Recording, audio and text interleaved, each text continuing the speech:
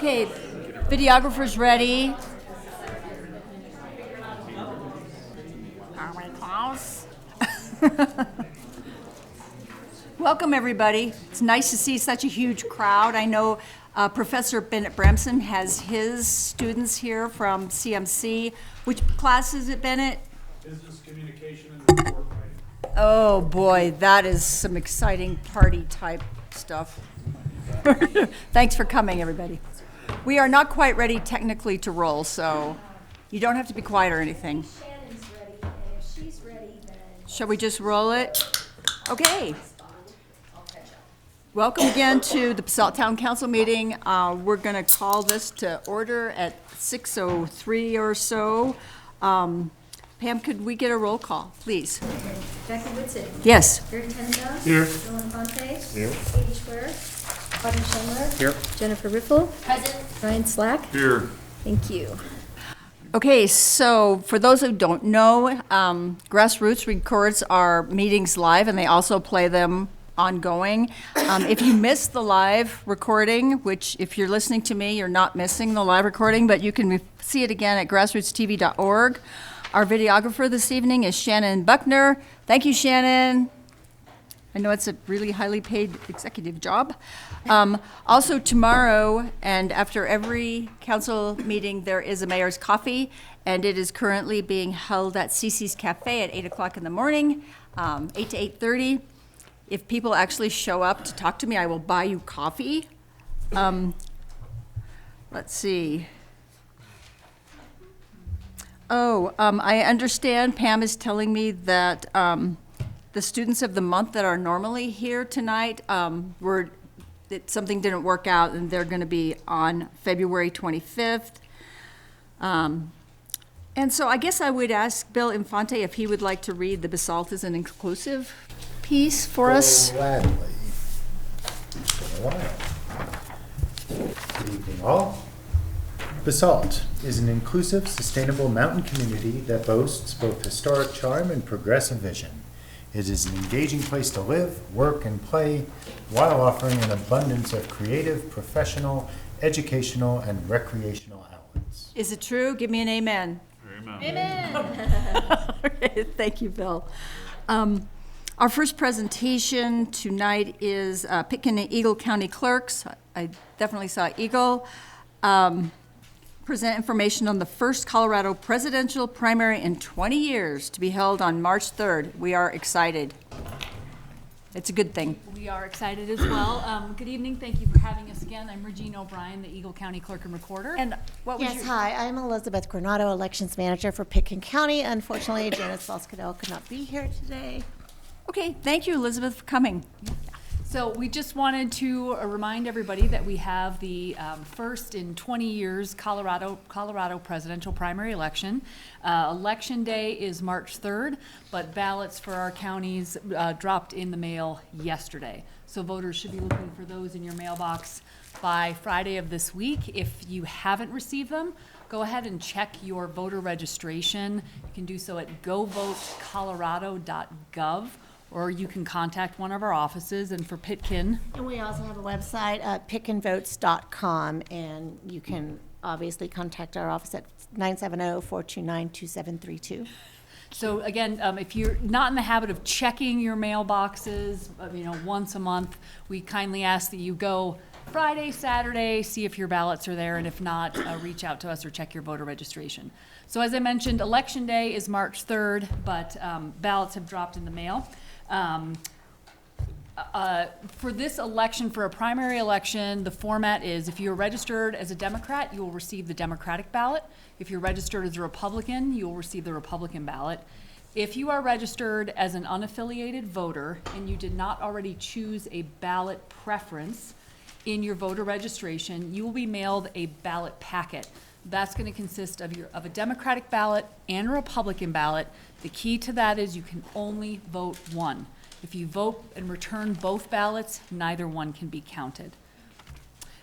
So drop boxes, we have 24-hour drop boxes which are open. We've got our awesome one here right at the Town of Basalt building. Thank you for letting us have it here. It's a shared drop box between Pitkin and Eagle. Yes, and we have drop boxes also at the Snowmass Town Hall and in front of our office at the Pickens County Administration and Sheriff's Office in downtown Aspen. And then Eagle County, if you are going up by the Eagle Community Center, the Eagle County Community Center, right up there by Willits, we have a drop box there. And if you're traveling through, the main Eagle office has a drop box, as well as we have one in Edwards and Avon.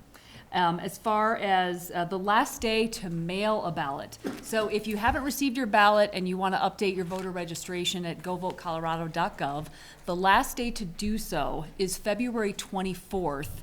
And that's the last day that we can mail a ballot. After that, after February 24th, voters need to come into a voter service and polling center.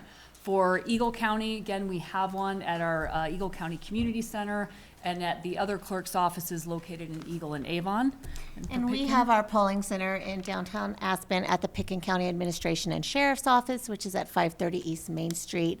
It's on the first floor. That'll be open February 24th until Election Day, March 3rd, 7 a.m. to 7 p.m. And so starting February 24th, anything that you could do on Election Day, you can do in one of our offices, register to vote, pick up a ballot, return your ballot. So please feel free. You don't need to wait until Election Day. If you know how you're going to vote, it's great for our administration purposes if voters turn in their ballots. Again, you have until Election Day by 7 p.m., but if you know how you're going to vote, we'd love to get those ballots in. Please make sure that you do sign the back of your ballot envelope. And then lastly, our results will be reported on the state's website. It's called Election Night Reporting. And I think Pitkin has a special website. Right, at pickandvotes.com, we will also be publishing the results. We do an upload right after 7 and then another one right after 9. And hopefully, if you drop your ballots off early, we can process them and have those counts for you. So we encourage you to drop them off as early as possible. And I think that's a lot of information in a short amount of time, but both of our websites, Eagle County or Pitkin County elections, feel free to send us an email, give us a call. We're happy to answer any of your questions. I just had a thought. Since Bennett's students are here, there are probably a number of people in this room who were not born last time there was a presidential primary in Colorado. So I would ask this crowd, who's planning to vote in the presidential primary? Awesome. Wow. And with that, thank you. I know we have a limited amount of time, but for this primary election, there was a change in the law.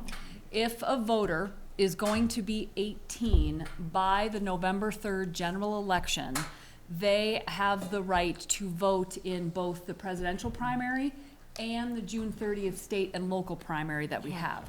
So those voters who are currently 17, again, who will be 18 by the November 3rd general election, please make sure you're registered to vote, and you will receive a ballot and can choose who you'd like to see potentially on the November 3rd ballot. We could take quick questions from council. Otherwise, I thank you so much for making the drive, Thank both you of for you. always allowing Great. us to come and talk about elections. You bet. Anybody got a quick question? Okay. Thanks a bunch. Thank you very you. much. Thank you. There may be some food in the back room still. Yes, in the kitchen. It's it's pretty vegetarian, actually. It's super delicious. Vegetarian. Okay, our next item is the consent agenda. It's only the minutes from the January 28th meeting. Is there a motion or questions? Mayor, I move the town council approve the consent agenda items as presented. Second. All in favor? Aye. Opposed? Great. At this time, we would like to ask people who have comments to make to us about information or ideas that are not on the agenda tonight. So we give people 3 minutes. If you have something you want to just tell us and that we can have staff take a look up, possibly, you just need to come up now, state your name. Anybody? Students? I didn't really think so. Okay, we gave you your chance, right?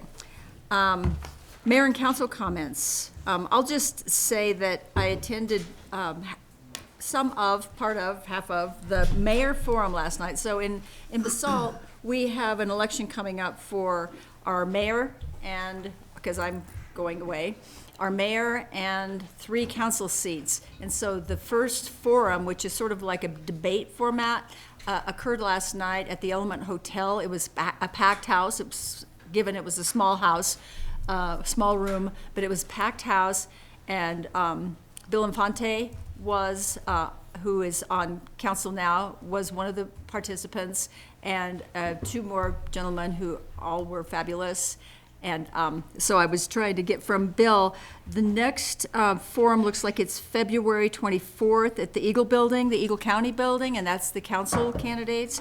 And the next one after that is February 2nd at the library, and I believe it's March 2nd at the library. I believe it's a combined mayor and council forum. So I am trying to get those folks to televise this because you can only get so many people in a room. So anyway, that's all I have. Others? Auden? Yeah, I just wanted to circle back to an issue we've talked about in the past, which is the shooting range. And not having heard from the Department of Wildlife on this, Parks and Wildlife, I would love for us to send the letter that we sent to the governor and also follow up by doing some basic testing on land that we can. I know we can't access all the land. So just basic water testing. Send the letter to the governor and include in it, it's basically good as is. We just need someone to read it. But include, our interest in all the things we described, but also doing the green space, irrigated green space that they said they do. So if nothing happens, at least we get that as fire security. So if everyone agrees with that, I think we should do it. It's an administrative decision. It's an administrative decision.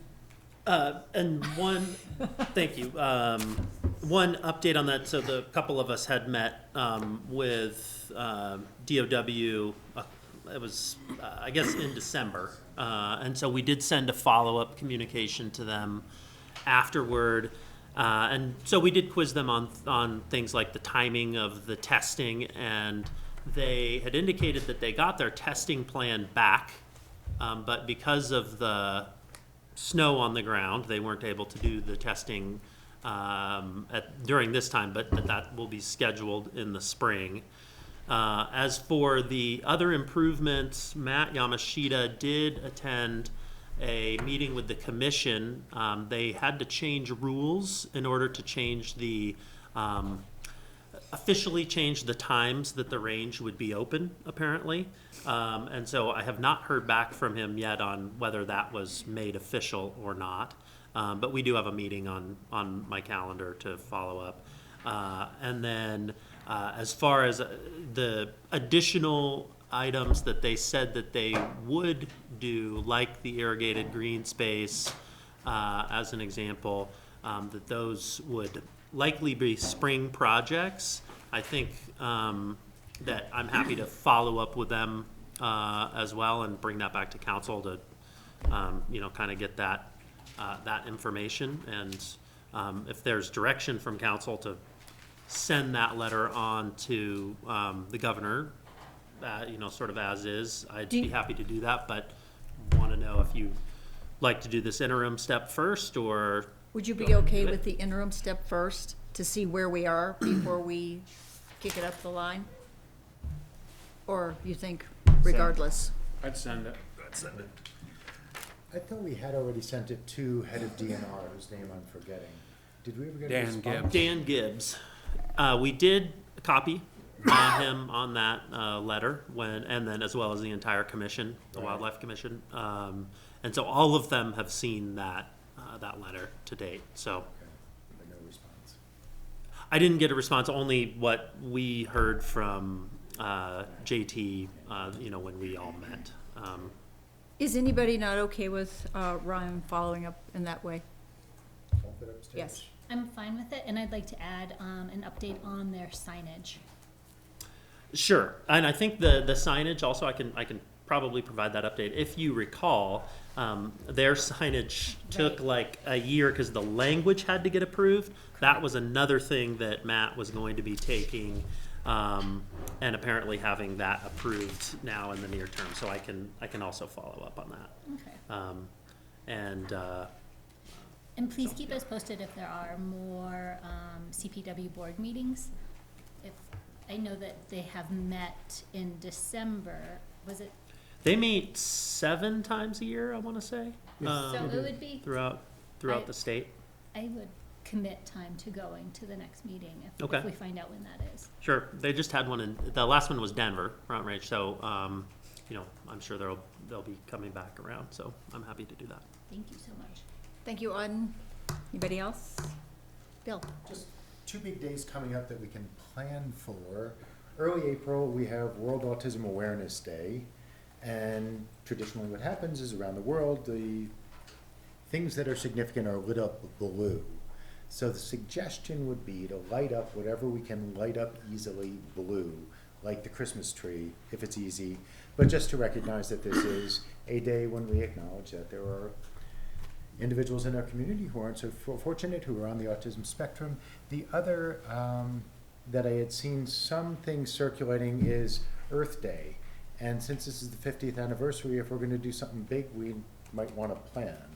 And so just a suggestion that we contemplate recognizing the 50th anniversary of Earth Day in some consequential way. The one thing that we always do is 2 or 3 or 900 children march by this building and stop in front of the building and sing their little song, and we recognize them for that. And then I did see something from Habitat. Yep. That's probably what you're talking That's the one about. I'm talking about. That they're talking about getting the children, the students engaged in some way at Habitat too. Right. So, and their green project. So, Cool. thanks, Bill. Anybody else? Jen? Boyd, I know that you're watching at home, hopefully, and I want to recognize you and your team for removing so much snow from Basalt in the last week. You all were here super early in the morning, super late at night, super through the weekend, and I had my work where I had to commute around the valley, and I have to say that Basalt was in really good shape, and I am so grateful for our very small staff and what they accomplish. And looking at what was published in the paper that Glenwood, what their staffing is like and how they had to have 455 hours of man hours in 48 hours period or something. Just looking at how that translates to our small town, and we're not writing it in the paper, but I want to recognize you all for your efforts. Thanks, Jen. Yeah, they do a good job. Something really Yeah, good. I'd like to add to that. I know Auden at the last meeting had brought up the lake on Soapers Drive, and they came and fixed it, and the lake's gone, so Yeah, no more perch. good. So kudos to the town staff. We have great public works folks. Okay, if there's no more council manager, would you like to? I just share have a couple some quick things, because I information? know we've got a long agenda, but just wanted to follow up. We are making progress on the Hard to Recycle event, and I don't want to tell a date just yet, because we need to confirm that and the location, but it looks like April is probably the time frame. There's a number of things that citizens will be able to bring to that event, such as e-waste. It looks like paper that will get shredded and recycled, some compost, we'd have tires, and then, let's see what else, the e-waste, household waste, that's, motor oil, antifreeze, Couches. paints. And then I talked to Pitkin County, going to be having a few roll-offs for household trash. So like hopefully not people's kitchen trash, but more like the big couches and things that are sitting in your garage that you've been meaning to get rid of for years. So kind of that's the community cleanup part. As I mentioned last time as well, related to the compost, I'm trying to coordinate with the fire district as well, so that folks can do some of the fire mitigation in advance of that. And springtime is a good time to do the cutting. And so we want to get there, and then maybe bring the Rifle Correctional Facility SWIFT crew back in to do some work on public land that the town owns, sort of like they did on the hillside. And so looks like it's really coming together. Picken County is going to join the fray with us, provide some staff and some help with tipping fees as needed, and then of course Eagle County and then the town of Basalt. And so I think it's going to be a really good event, and I'll come back with more information on that.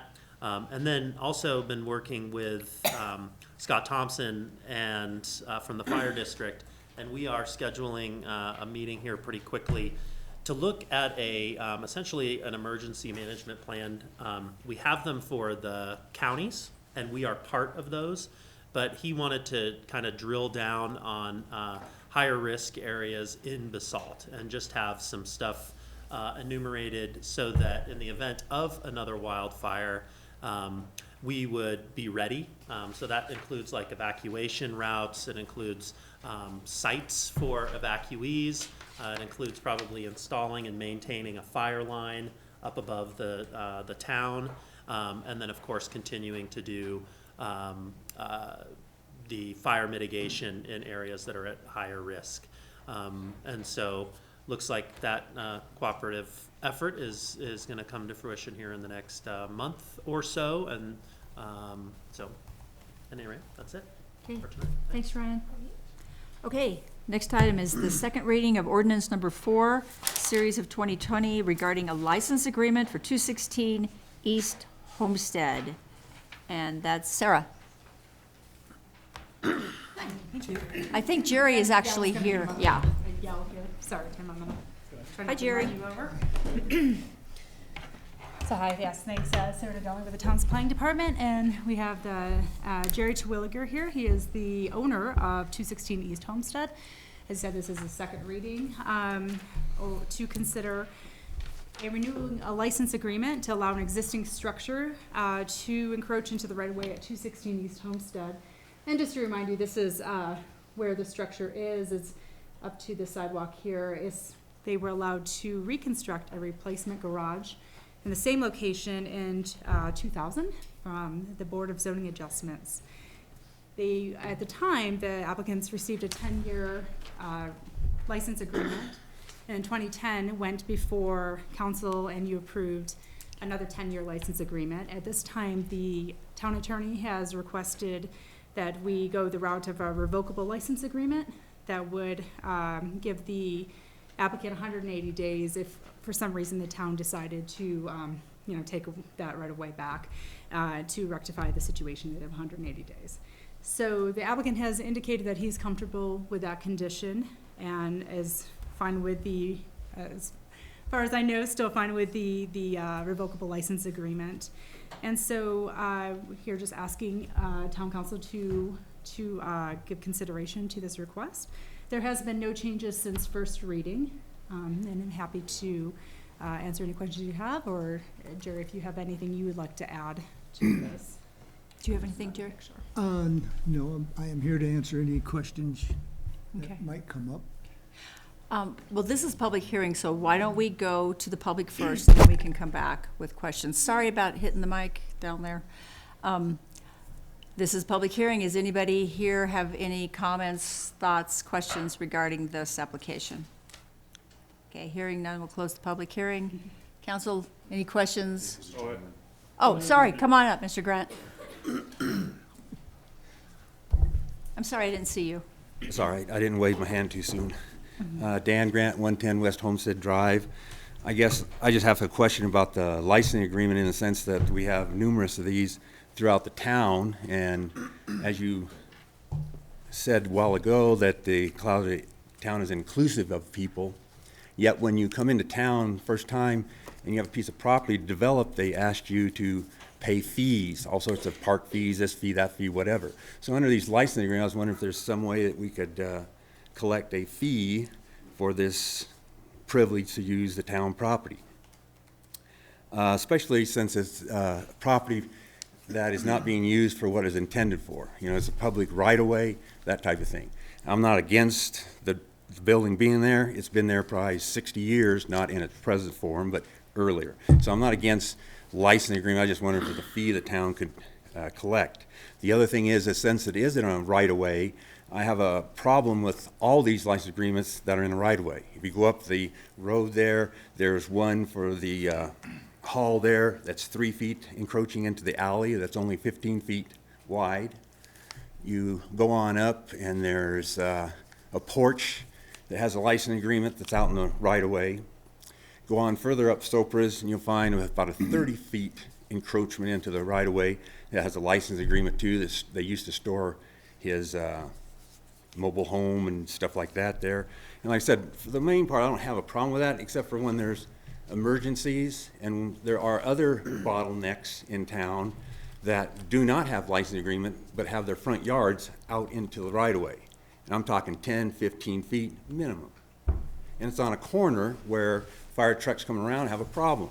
I just want to clarify one thing. If you remember Paradise, 85 people died there. One of the reports came through and said one of the reasons was the lack of access getting in and out of that place. The roads were too small, and when that number of people had to get out of there, they didn't make it. So I'm wanting you to do is take a look. First one, maybe there's some kind of a monetary thing since everybody has to pay a fee or something anyway.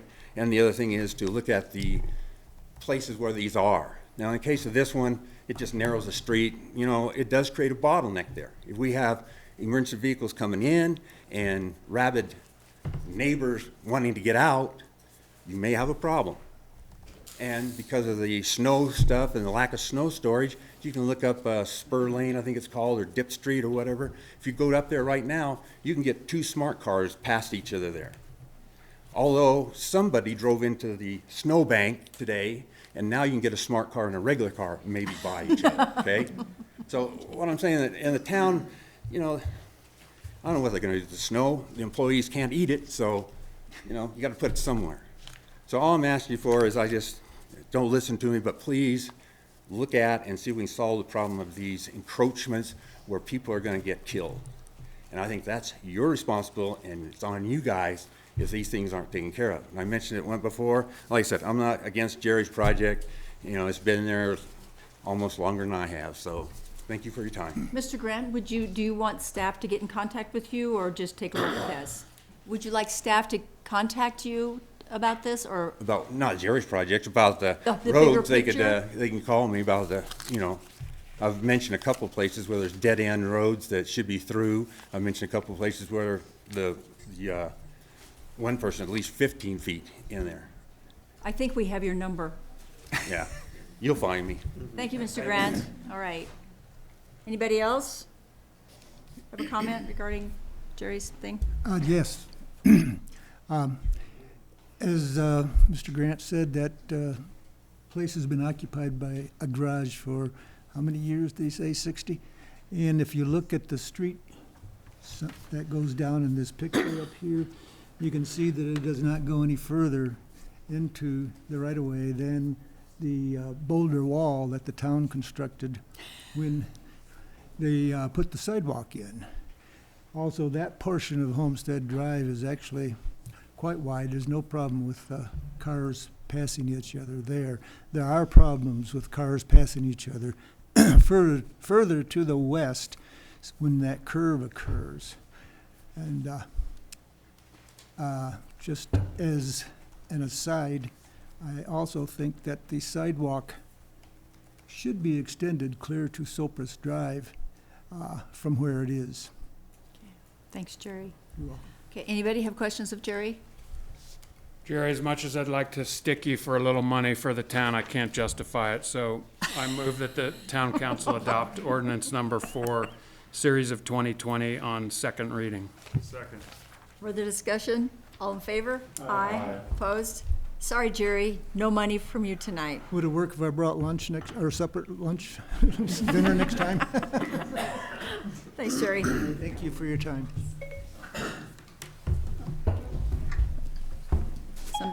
Did somebody say, hey Siri? You did. I did. I wrote it. I'm here. No. I'm here. Uh-oh, because we have a new. Hey, James. We're gonna get Bruce Kimmel on the phone.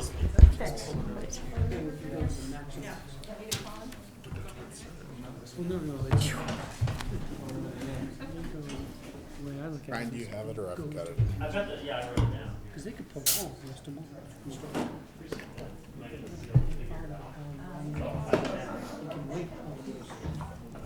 Share this.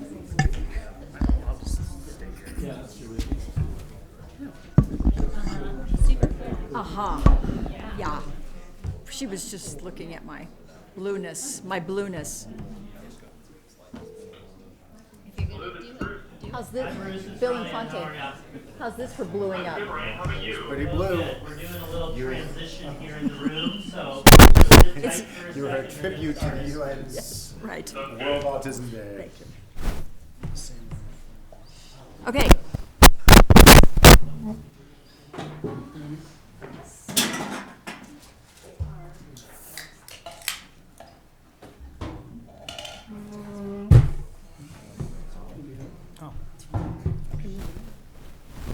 Are there any more chairs out there in the audience for the folks standing in the back, by any chance? We do have some under the stairs. Is there any place Go to? on chairs.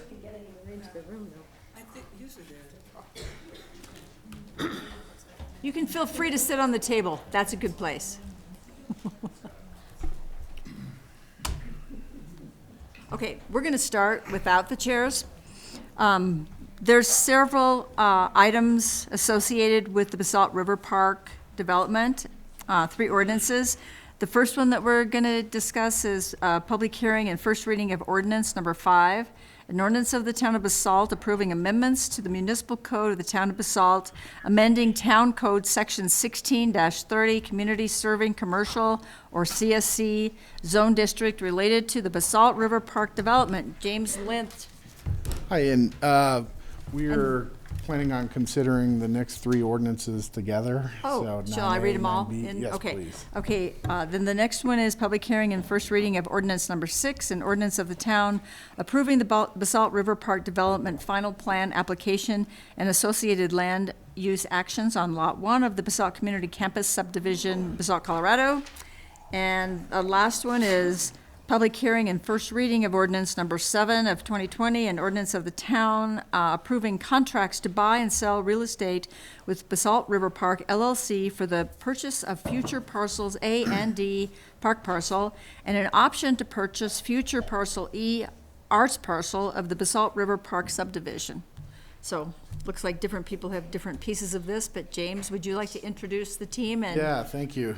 We have Tim Belinsky from Basalt River Park LLC, and we've got Rich Carr and Robin Schiller from CCY Architects this evening. James.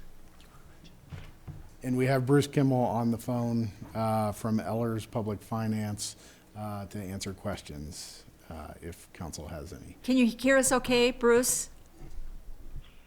I can hear you great. Thanks, Mayor. All right. Okay, thank you. So this is a public hearing and first reading of several ordinances, as the mayor indicated, related to the final plan application submitted by Basalt River Park LLC on behalf of the Roaring Fork Community Development Corporation to develop a mixed-use development on the CDC property, as it is known, which is the 2.3 acres of the former Pan and Fork Mobile Home Park property, which is closest to Two Rivers Road. And we've got the site plan up on the screen here. The ordinances being considered this evening, as the mayor introduced, is ordinance number 5, which is the code amendments to the Community Serving Commercial CSC Zone District. And that ordinance starts on page 19 of your electronic packet. And then we have ordinance number 6, which is the final CSC plan review and associated land use actions. And that ordinance starts on page 23 in your packet.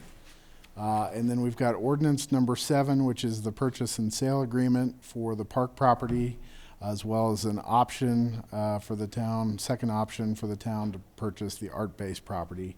And that ordinance begins on page 140 of your packet. So the review process for the CSC final plan review includes the P&Z Basalt Affordable Community Housing Committee, which is BAC, as well as the Parks, Open Space, and Trails Committee, Post Committee, making recommendations to the Town Council on the final plan review, which they have done, and staff will detail those as part of the recommendations. This evening, staff will briefly present the proposal and discuss some of the discussion items and related conditions that are in the draft ordinances. And then the applicant and their team will present the proposal in more detail and provide comments. And then staff suggests taking public comments because these are public hearings on all three ordinances, and then providing council discussion. The application requests being made this evening, and we've got them up on the screens, is for rezoning to the CSC zone district, code amendments to the CSC zone district to add restaurant of at least 3,000 square feet as an anchor use for the property, add free market residential as a permitted use on the property, and to amend the 1,400 square foot size limit for residential units permitted in the CSC zone district for this specific property. In addition, there is CSC final plan review, environmentally sensitive area floodplain review, a combined preliminary final subdivision review, and then a CSC parking reduction for the non-residential development that's part of the project. The final application includes 24 residential units, of which 4 are proposed to be rent-capped affordable housing units that are Category 2 units. And they are proposed in the Maker office building that you'll see on the 2nd and 3rd floor overlooking Two Rivers Road. There's also 11,500 square foot of commercial office space in the Maker office building, a 3,000 square foot restaurant space that's on the perimeter of the park, and then 6,000 square feet for an arts nonprofit organization that is currently earmarked for the art base. The applicant is also proposing to sell approximately 1 acre of land to the town to expand the Basalt River Park, on which the town has been working with Connect One Design on the park project. And the council has seen the different plan iterations several times, and we'll show that to you once again. And then the applicants will go into more specifics about the site plan and the design as part of their comments. But the sketch plan approval was granted pursuant to Resolution 23 of 2019, and that's in your packet on page 119. It's very similar to the development program that is in the final plan application.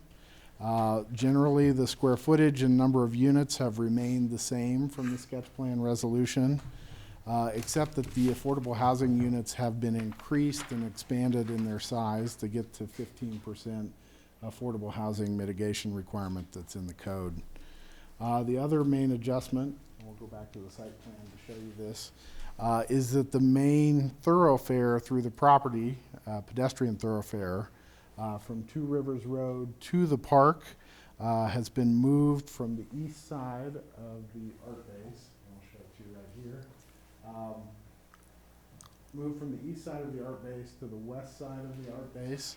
And this is so that the restaurant, which is located right here, and the art base can share trash, recycling, and service area between the two buildings. So that's a main adjustment from the sketch plan. Otherwise, as noted in the P&Z memos that are part of your packet, the final plan application development program is generally consistent with the sketch plan program that the council approved. The sketch plan program that was approved by the council was based on deal points negotiated between the applicants and the town's financial consultant, Bruce Kimmel, that we have on the phone. And it included terms related to the purchase of the park on the east half of the CDC property. And you can see this is the portion that would be purchased. And as well as it can be seen in the sketch plan reso. In terms of the discussion items, We've got a summary sheet that's in your packet on page 45, and it shows the status of the different discussion items. And this is what it looks like. I'm going to go to a larger sheet here, though, that just kind of outlines the discussion items. The first is rezoning to the CSC zone district. Staff believes this is an appropriate zoning to be applied to the site. There were amendments done in 2016 to the CSC zone district to foster improvements on the CDC property and other downtown properties in the vicinity. So staff believes it's appropriate zoning. Code amendments to the CSC zone district, as I noted, there are 3 code amendments that are part of the ordinance number 5. They would add 3,000 square foot restaurant as the anchor use. They would add free market residential as a permitted use on the property. And then it would also change the 1,400 square foot limit for the residential unit size. And we've got draft language that is in Ordinance 5 on page 19. Other discussion items that are part of the review are the affordable housing mitigation and the Ballot recommendations. As I noted, the applicant has increased the size of the affordable housing units to get to the 15% mitigation requirement. As part of the sketch plan, they were slightly short, and they were encouraged with the conditions to get to the 15%. The mitigation requirement is 15% of the residential square footage as well as the dwelling units in the project. Because the code allows for a reduction to 15% from the 25% requirement for projects that enact a 1.5% real estate transfer assessment for affordable housing. And the applicant has proposed to do that as part of the project. The Basalt Affordable Community Housing Committee, BAC, reviewed the affordable housing units that are part of the project, and they believe that they're quality units. They did recommend that the applicants add a bathtub and a dishwasher to each of the affordable housing units, which is required in the affordable housing guidelines. And so that has been included in a condition number 9 that's on page 31 of your ordinances. BAC also recommended that the town set up an administrative process for future conversion of the commercial on the second floor of the Maker office building to affordable housing units if the applicant ever wished to do so, if the commercial was not panning out. So there is a condition that's included that would allow for an administrative process to convert in the future that space from commercial to price capped affordable housing. If the applicant at that time could show that there's sufficient parking or car share to do it. Other discussion items related to the affordable housing units are the occupancy priorities. The applicant proposed an occupancy priority on the Category 2 affordable housing units, that they would go to workers that were employed within the development first, before then reverting to the town's affordable housing guideline priorities. BAC was supportive of this concept, and it's included as condition 4 on page 29 of the ordinances. Also, there's occupancy priorities or occupancy requirements that are proposed on the other units that are not the deed restricted Category 2 units in the Maker office building, with the exception of the free market penthouse. And they're proposed to be deed restricted to require the occupants of those units to occupy them as their primary residence. And this is similar to the requirements that we have for ADUs in the R3TN zone district. It helps combat second home use of these units and kind of make sure that they're occupied. And this is included on condition 5 in page 30 of the ordinances in your packet. Other topics include parking. The applicant has proposed for the parking for the residential units in the project to be off-street. And then they're requesting the ability to park the commercial space on-street. This was consistent with the deal points that were included in the sketch plan. to get as much park out of the site as possible. Condition is included that 37 on-street spaces be provided for the commercial, and that's condition 15 on page 32. Other topics for consideration include the public restroom options. They're outlined on page 95 of your packet, but we've also have them on the screen here. There were two options. The applicant was required to provide funding for public restrooms for the park.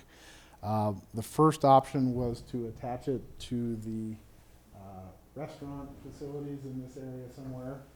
And then the second option was to have a detached building on the backside of the bus stop here to include it as a detached structure. Post and P&Z unanimously recommended and supported the detached restroom with the bus stop. They felt it was more convenient for park users. They also thought it could happen earlier in the construction and happen with the park construction, whereas they may be an issue if it were proposed as part of the restaurant building. So there's a condition in the ordinance for the separated restroom option, but we'd like to hear council's comments as part of that as well. Other discussion topics include the phasing for the project. As I noted, it was generally outlined as part of the sketch plan and the negotiated deal points.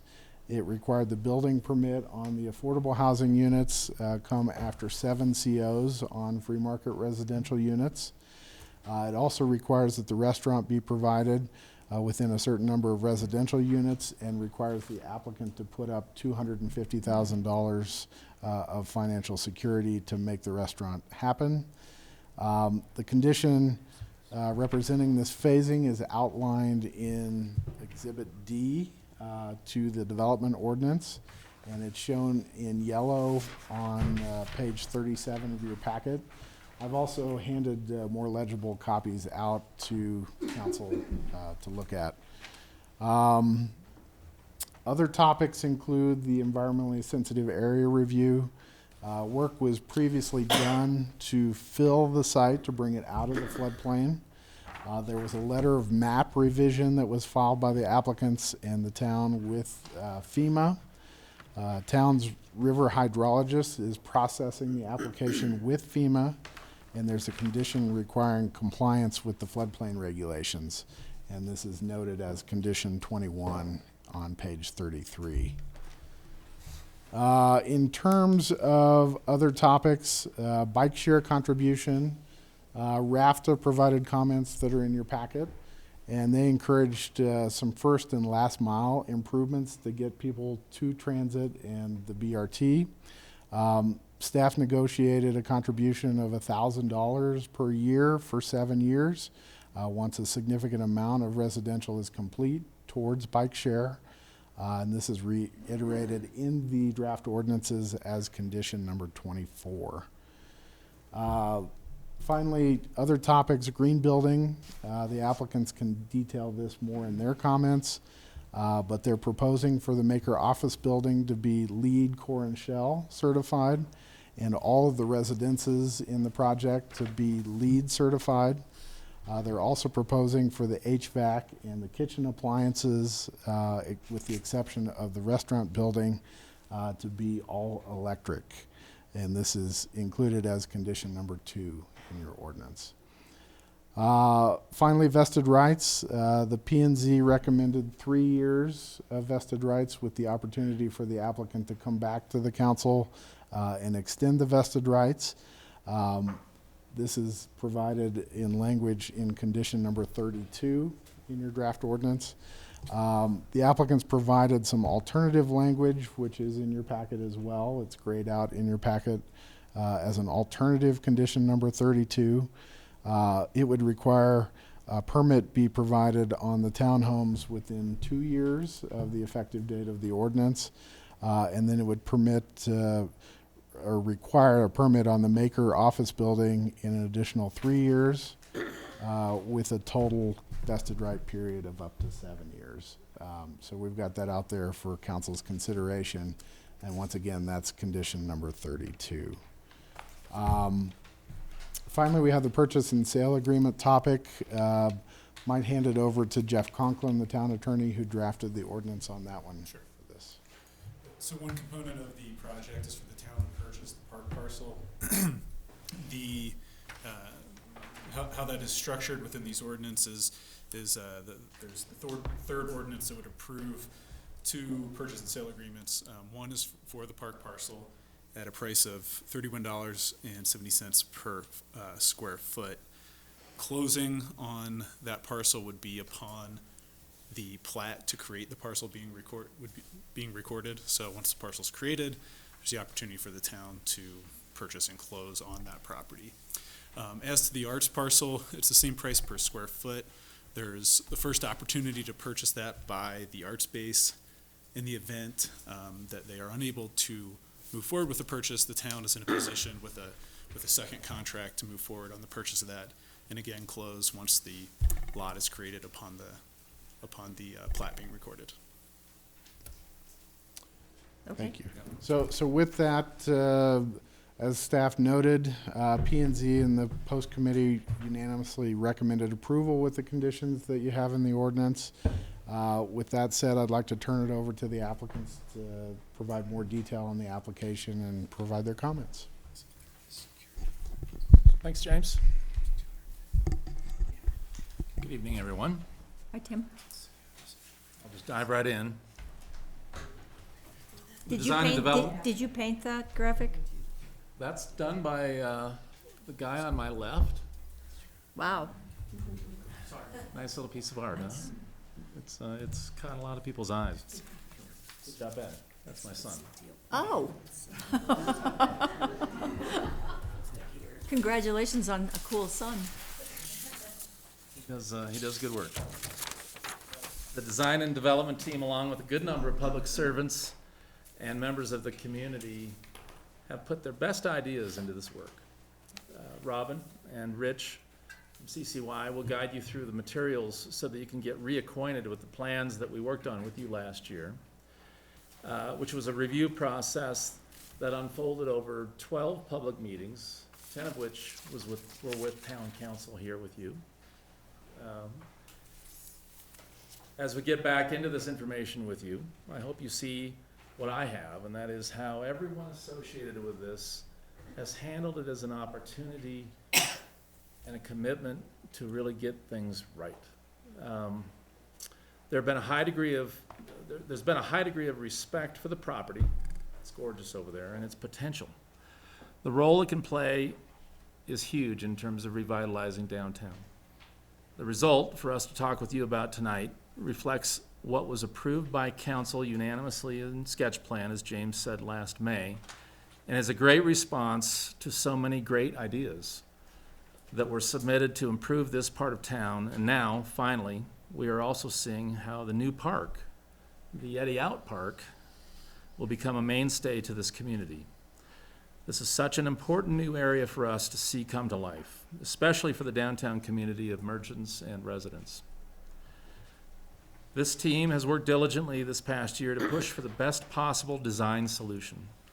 River Park is important to each of them professionally, and everyone should be proud of how this has been pulled together, both the result as a design plan and as a process that was open and honest and respectful.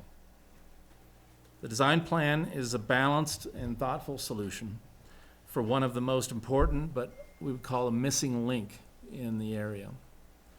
It's balanced because it brings a number of urban planning responses together while tempering the amount of density.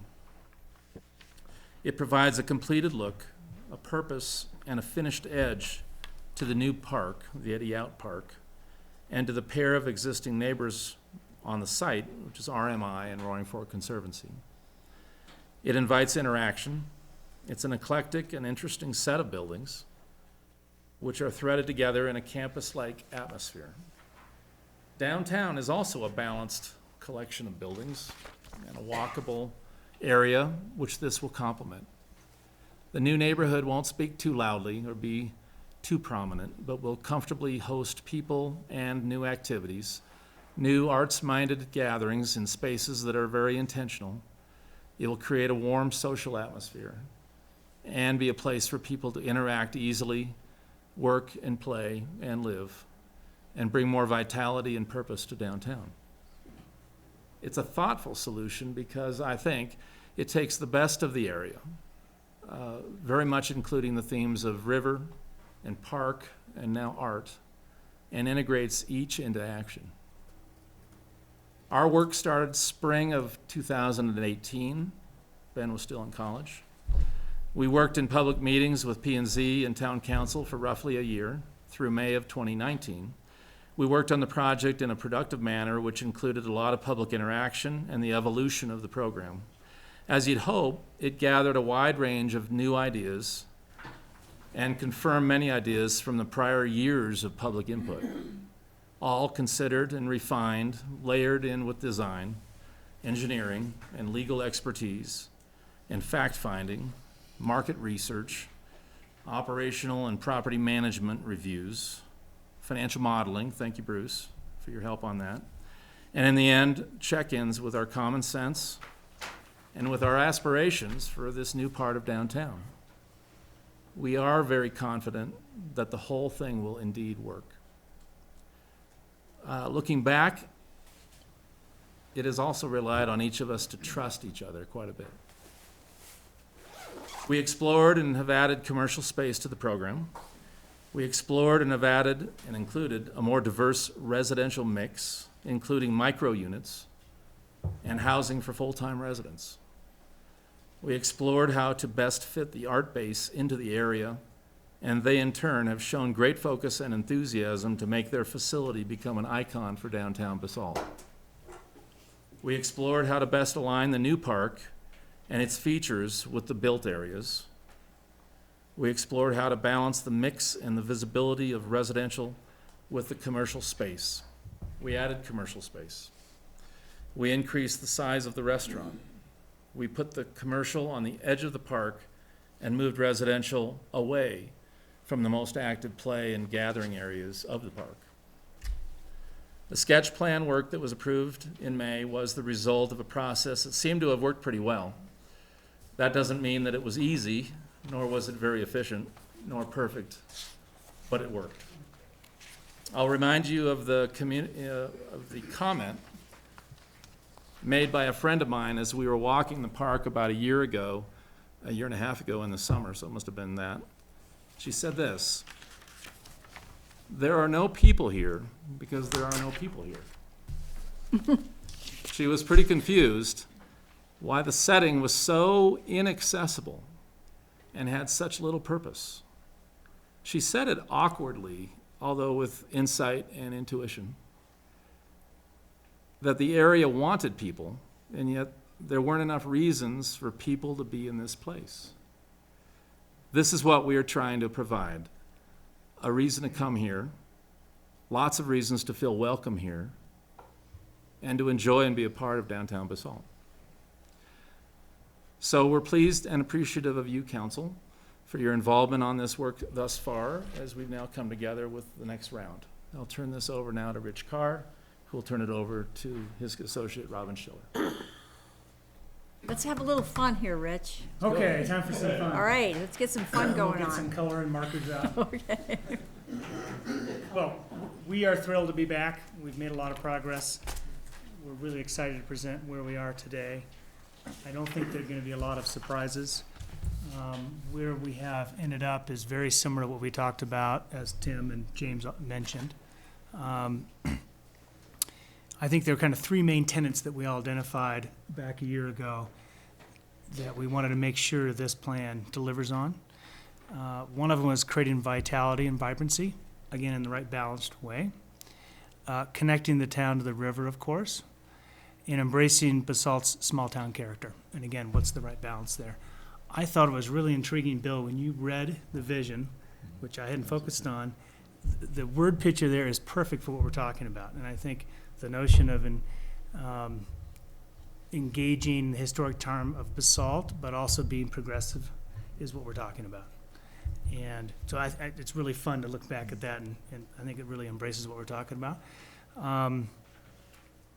We've talked about that this new neighborhood really supports a continuing evolution of this part of town into a campus of nonprofits, being the arts and the environment, of course, which is a big part of Basalt's identity. We've talked about this being a place to live, work, and grow that speaks to the heritage of Basalt, its history as a railroad town, its rugged and funkiness to some degree, and using local and regional materials and textures and reinterpreting its natural and human history.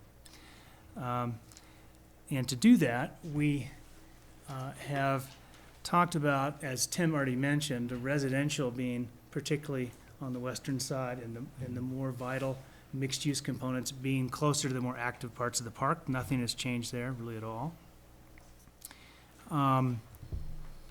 And the porosity point that we talked about so much, we've worked hard to maintain that. There's been a couple slight improvements that we'll go through in the next slide. Can we go to the next slide? And this has come out of all the conversations and getting into more detail in the project, really. The first one has been clarity on how the art base is going to purchase, and James, you already mentioned that, so I'm not going to dwell on that. The primary, and James, you mentioned this as well, point number 2 was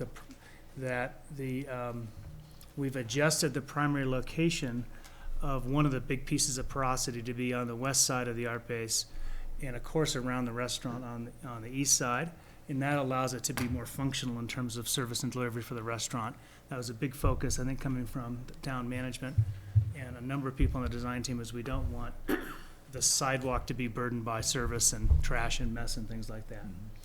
And Robin will go through in a minute our latest porosity diagram, and I think it will show there's just tremendous, all kinds of connections that make their way through the project and animate the project and connect to the park and connect back to town. James, you already stole the show on my slide. So affordable housing, James and I talked about that. I don't know if James mentioned this one piece, but there is a slightly bigger percentage of property that the town will have. We've already talked about the restroom location, and we've talked about lead certification, so I'll make it brief. Robin's going to get into much more detail on everything. Thanks, Rich. Yep. So, Ben, could we go to the next slide of the park? Oh, excuse me. We have here a diagram that Rich just alluded to showing the pedestrian connections through the project. And I don't want to belabor it, but we've got the art alley between the mixed-use building and the art-based building leading directly from Two Rivers Road into the park and on down to the landing area by the river. We've got connections across Two Rivers Road at 3 places and the sidewalk all along the street side of the project. We've got pedestrian connection and pathways between the park and the restaurant here, which continues into the main path within the park, and then along the west side of the park, of the property, between River Park and the RMI building, as well as less prominent paths through the project. So lots of porosity. Next slide, please.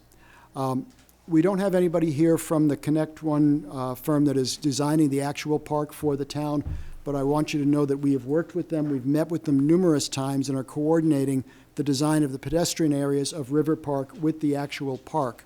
And the plan that they have come up with, which I think council is familiar with, locates the most active and somewhat groomed portion of the park here near the main intersection of Midland and Two Rivers Road, where it's highly visible and highly accessible. As you move west along the river, the park is less manicured, more natural, moving into areas of meadow, wetland, and eventually woodland with various activity areas there. And our project, River Park, connects from the art alley directly into the main park here. We have pedestrian areas and restaurant terraces areas here that front on the park to really make those activities play off one another. We have additional pedestrian connection to the park here in the center of our project and again on the west side. So we think these things are working well together, and we'll continue to coordinate with Connect One and the town's efforts through the landscape design, selection of plant materials, exterior lighting, so that we have a really continuous and seamless connection between the park and River Park.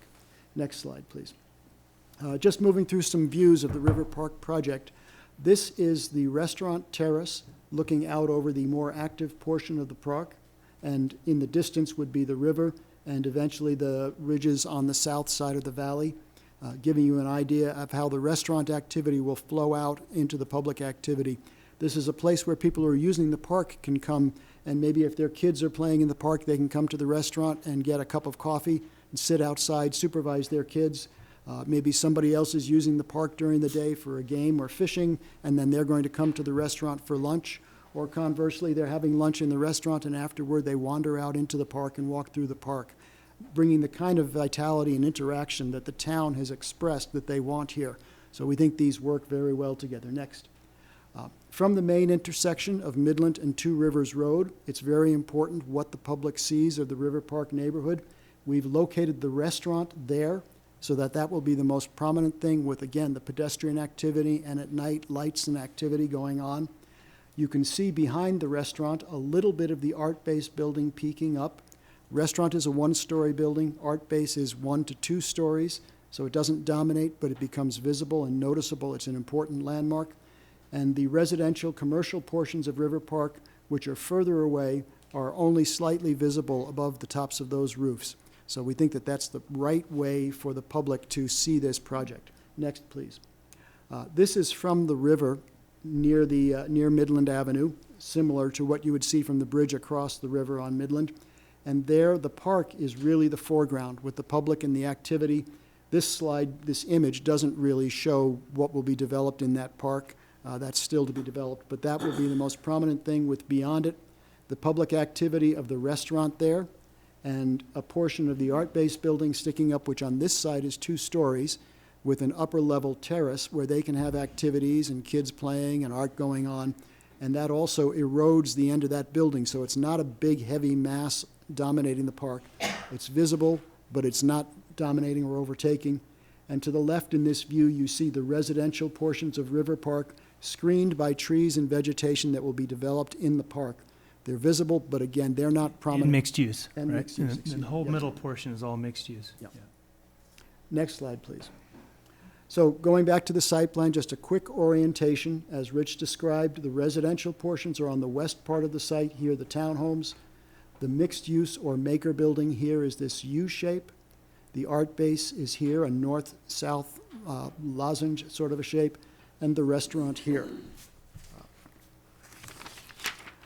One thing we wanted to point out, we have provided in the package some more detailed drawings. This one is a strung-together elevation of the project, and it shows how from the height of RMI on the west, which is a fairly tall building for what it's 2 stories, our townhomes here are 2.5 stories, but they're actually no higher than the RMI building.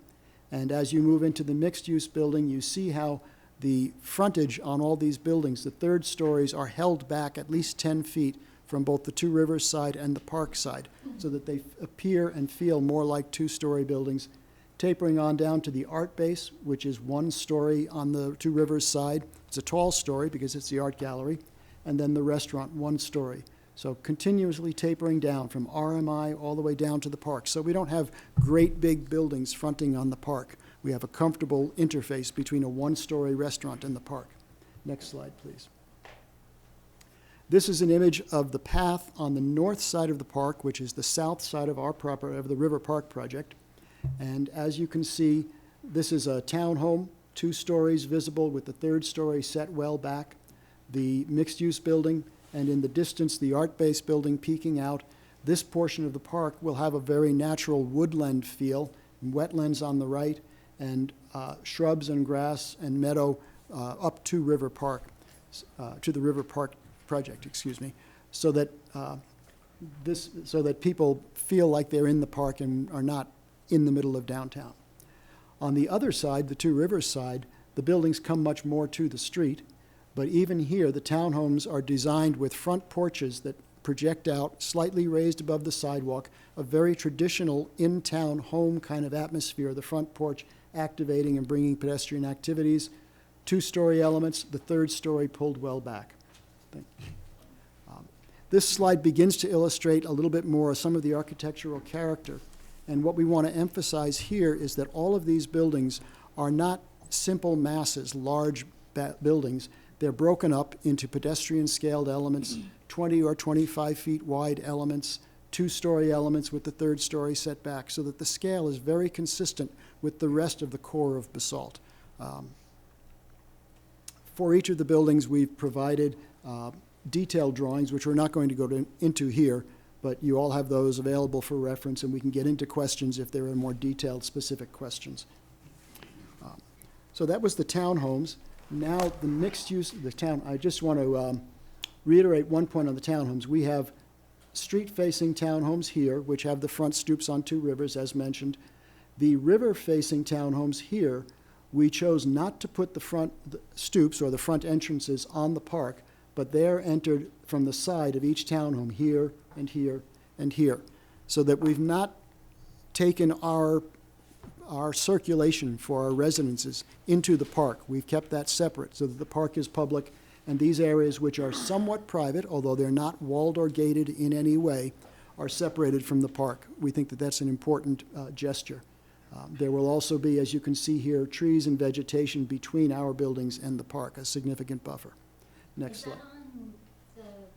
That's on the town-owned property that you're proposing trees to be? Yes, the trees and landscaping here are on the town-owned property, and we've been working with Connect One on that, yes. Okay. Yeah, I mean, Connect One will be doing that. Yeah. This is just illustrative, yeah. This is an illustration of the frontage of the mixed-use building, the commercial building, on Two Rivers Road. And what you see here is, first of all, a very wide sidewalk. The town has required a 10-foot wide minimum sidewalk along the whole Two Rivers frontage. In this area where there will be the most pedestrian activity, we've actually got 15 to 16 feet of sidewalk here. And we are proposing canopies over the front of some of this commercial space with columns supporting them. Very much the same atmosphere that you have in front of the Two Rivers Cafe right now which feels small. It shelters the pedestrians. It creates a quiet zone for pedestrians that feels protected from the cars and the traffic. We want to create that same atmosphere.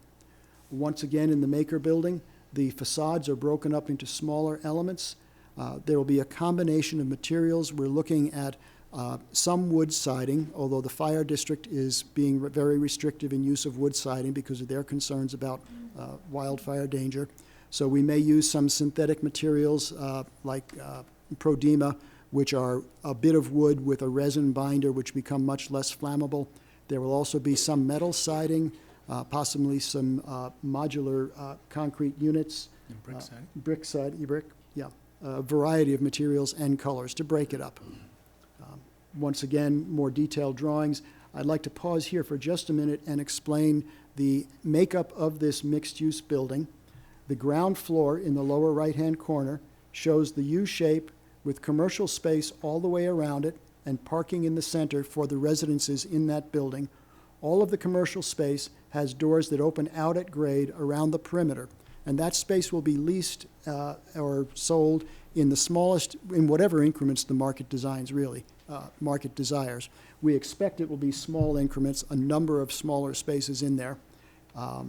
Then on the second floor, we have commercial space fronting the art alley, and this is where the residences begin with deed-restricted affordable housing on the north side facing Two Rivers Road, and then free market housing on this side facing the park. Excuse me, I'm pointing to the wrong floor. No, that's correct. That's the second floor, yeah. When we come up to the third floor, we have those same residences as on the second floor, duplicated, and then we have one large residence here on the top. Those all combine with the 11 townhomes to get to the 24 residential units.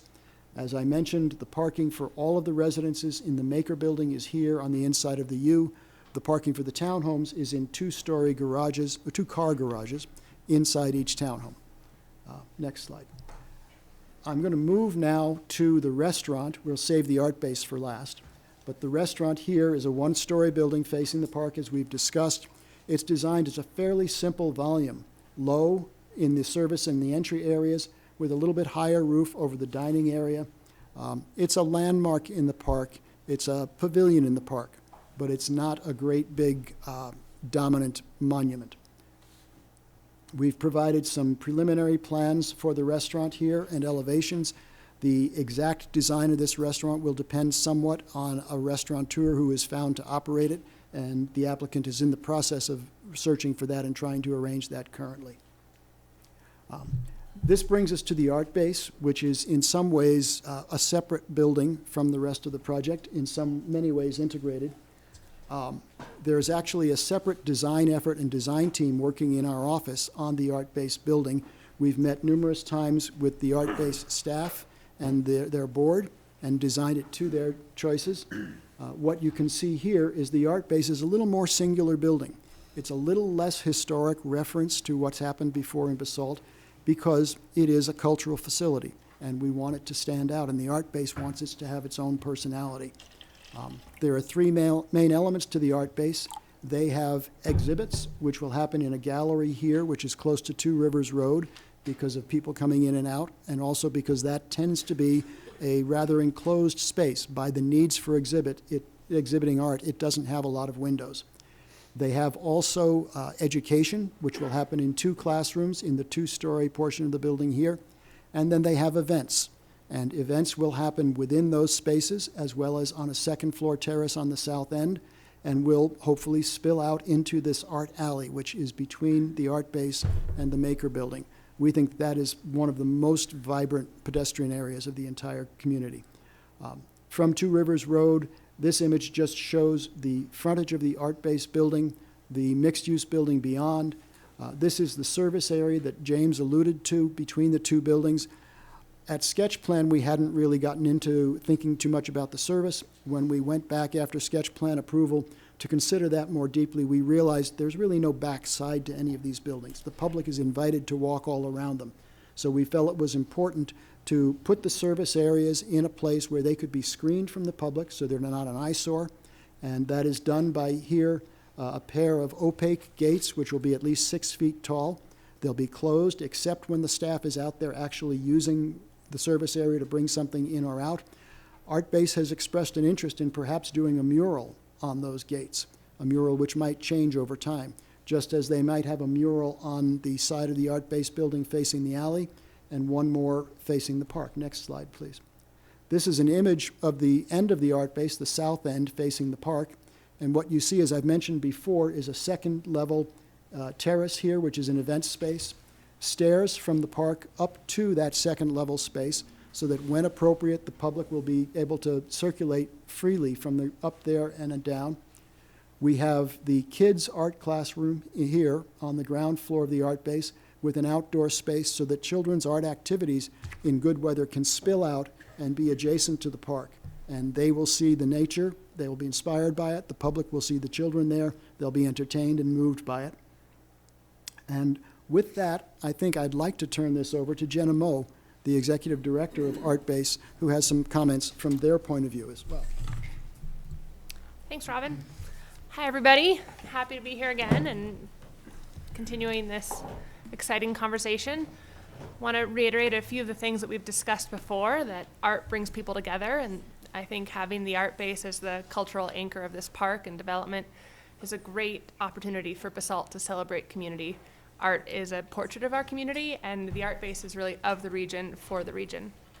So to second a few of the things Robin said, the education component being on the park is designed to spill out onto the park to create vitality there with kids playing, and also access for the kids coming off of their walk from school through the park directly into the classroom. They have their own entrance.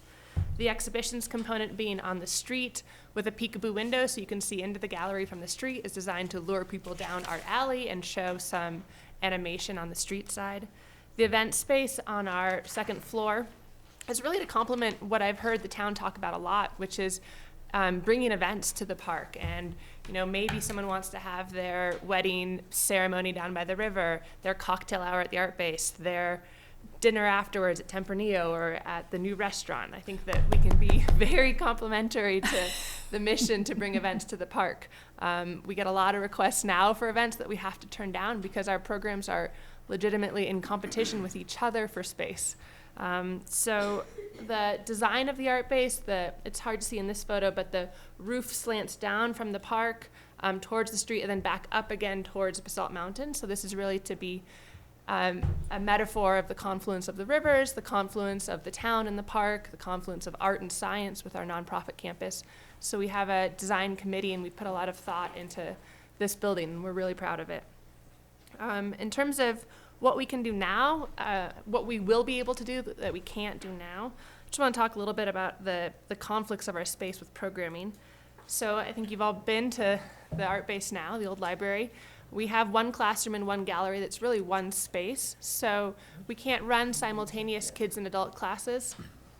And there's a desire for that. So for example, our free after school takes a pause the first month that school goes back into session because we have adult classes at that time of year. It's a real bummer to turn people away from free after school when they rely on that enrichment and that care for their kids. Similar in the summer, we have week-long art camps for kids, and we never say no to scholarships. However, we can't offer any adult classes during that time because our space is completely turned over to the kids.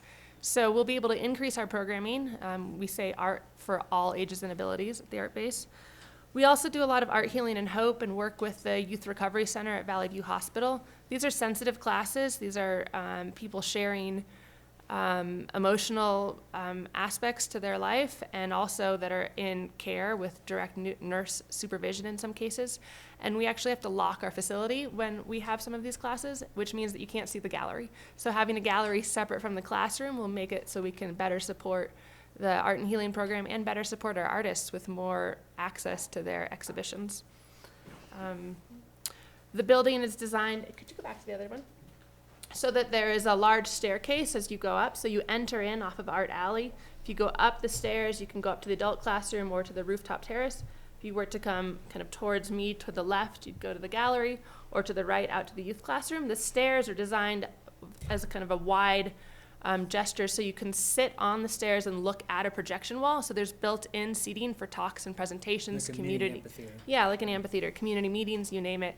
Right now, a community meeting takes place near my desk, which is a very nice storeroom. So it'd be lovely to have, AV components and support the community in that way.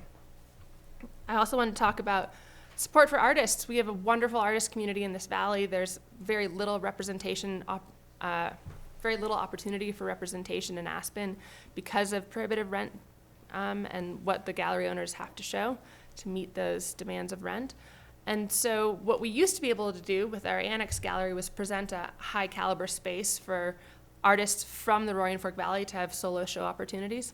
We obviously don't have the annex anymore, so the new gallery is the size of our current space plus our old annex gallery combined to really support those emerging and established and student artists in our valley with solo shows. We'll also have a new component to our program, which is 2 studios for an artist residence program. So I think many people are familiar with Anderson Ranch. Anderson Ranch is actually better known outside of our valley than inside of our valley. Artist residence programs are highly sought after, huge resume building opportunities for artists. So I think a residency program would help put Basalt on the map in more ways than it is now and also attract tourism.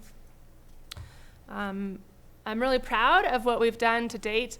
In the last 4 years at the Art Base, we've doubled the budget with a net income coming out of a deficit, and exponential growth in the membership base, and very considerable growth in participants in workshops, the number of classes we're offering. We are scaling up in preparation for this building, so scaling up the staff size, scaling up the budget, scaling up programming to a degree because we're limited with space, so that when we move into our building, we're prepared to operate that size facility. We hired a communications coordinator to help us tell our story. She started today. We've hired a curator, a contract position. She's already thinking about how to activate the site while it's empty with art so that there's not just a hole in the ground. It's an inspiring place to see art while we plan to break ground. We have selected a campaign manager. We are working on lead gifts with very promising progress in that department, and significant donations to date to cover our work thus far on the project. And let's see. I just want to reiterate, we selected Reese Henry to do a financial review and audited financials to show our commitment to ethics and transparency. And we're really excited to bring this project into the future and make this investment in the community. art builds community, art celebrates community, and I wanted to share a quote that I read in the paper just the other day, and it says, "In the state of Colorado, arts and culture have contributed more than mining or transportation to the gross domestic product. Arts added $13.7 billion to the state's economy." That's a pretty good number, so. And how many billions are you proposing that you will? We're gonna burst. Yeah. So, thank you. Yeah.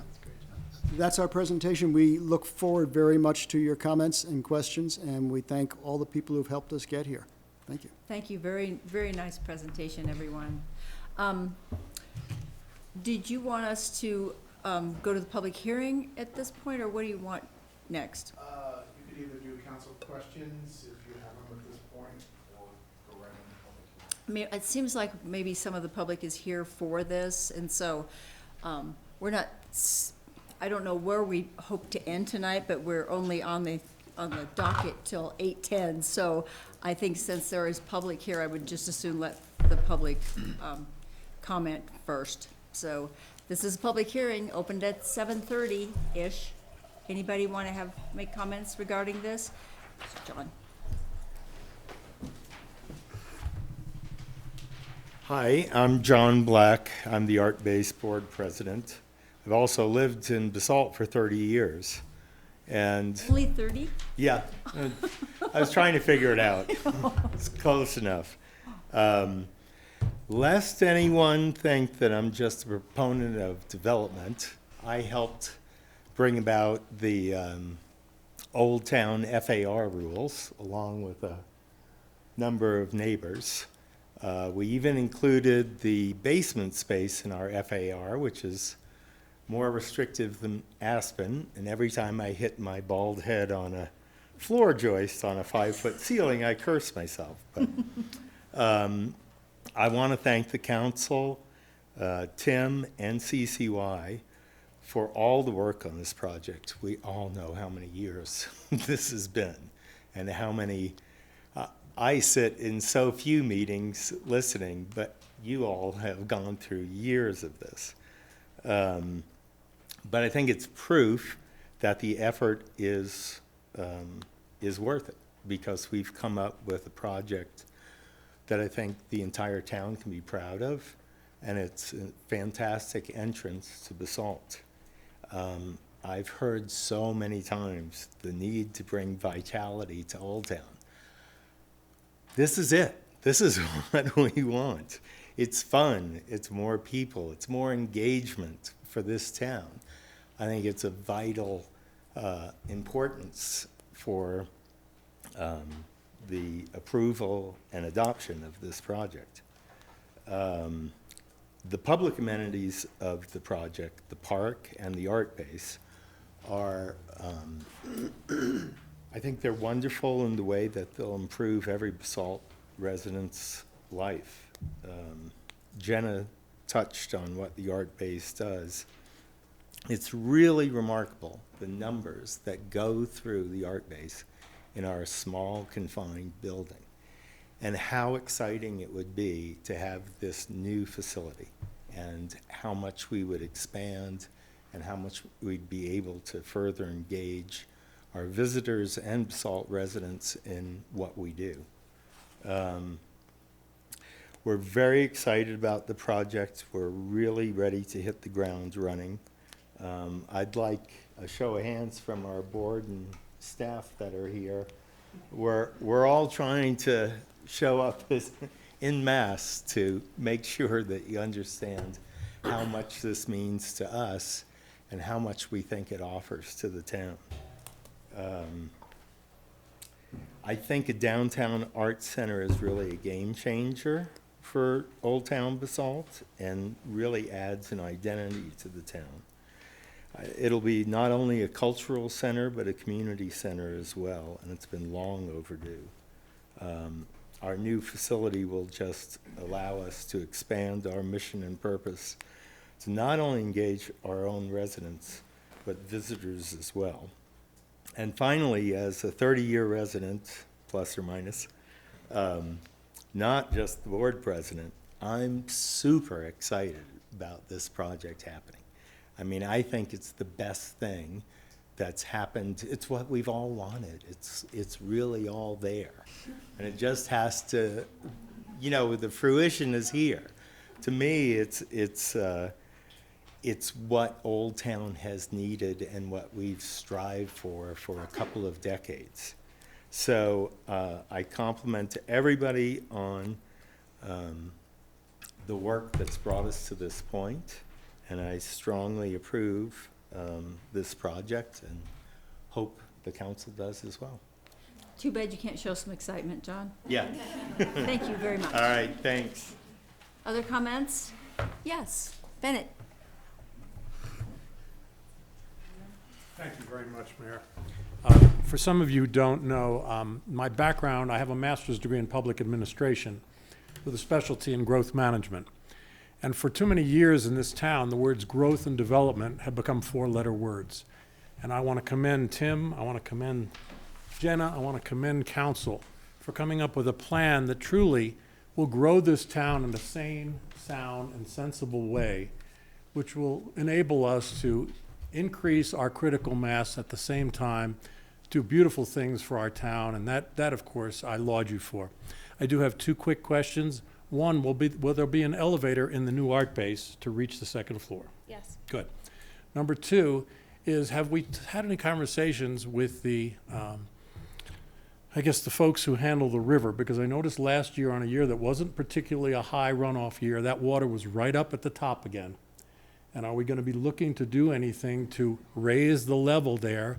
Because with this wonderful new development, if we get a bad 100-year runoff year, we're going to end up with floods in this whole new area. So please give some consideration, and once again, thank you for all your efforts. That might be another conversation. Okay. Thank you very much. Thanks, Bennett. Anybody else? Of course, come on. Of course.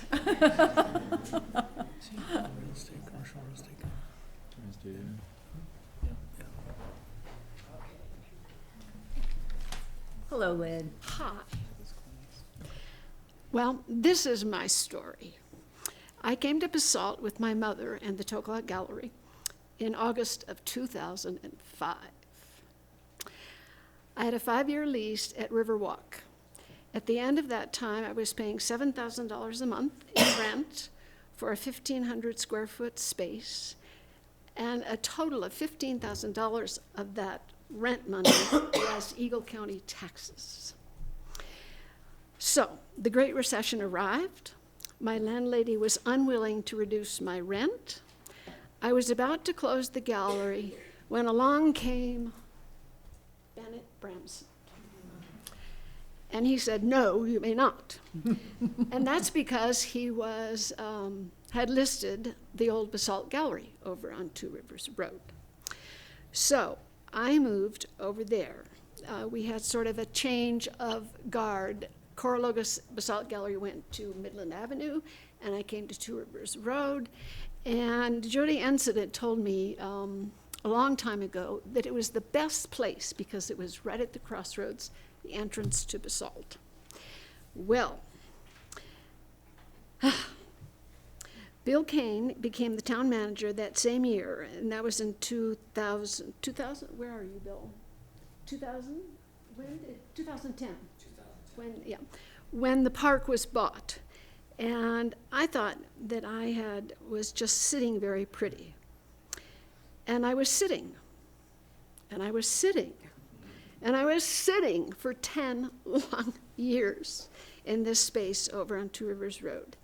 I have more gray hair, less than Tim's. I wear hearing aids now. I apply a large quantity of CBD serum to my beleaguered countenance. And I need stronger glasses. And I'm 74 years old. And if this thing doesn't happen now, I just don't know. So please, please, please, this is fabulous. This is what I've been waiting 10 years for. That is my story. Thank you, Lynn. Other comments? Going? Okey doke, thank you very much. We'll close the public hearing and go to council for questions of the applicant.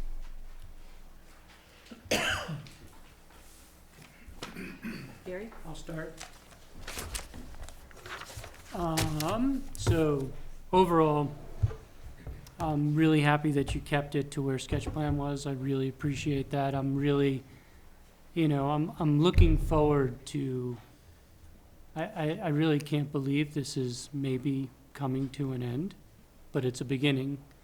And to me, right, well, for me, it's an end, because I've sat through how many meetings with how many people coming here with concerns about this property.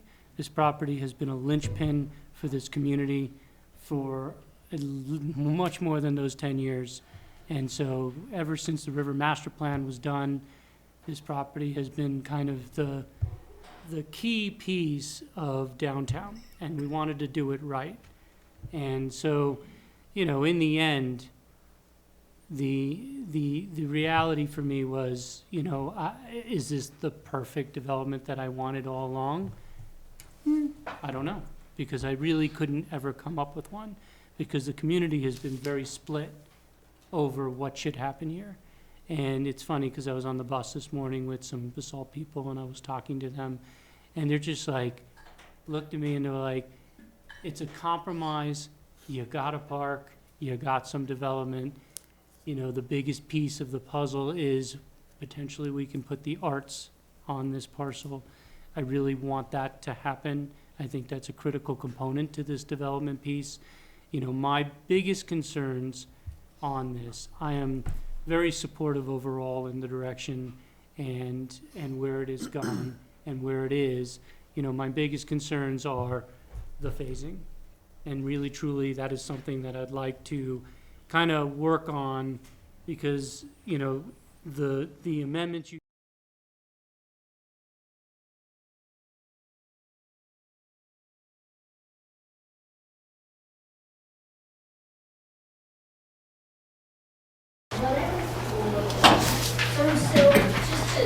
My general statement is, I am excited. There have been years and years and years of us working towards this, and this is a synthesis of what we have been negotiating towards. So thank you for working through that and getting to this point. And now it's just the fine print. So that's the fine print that I'm going to ask about. I'm really hopeful and would love to see the art base in there.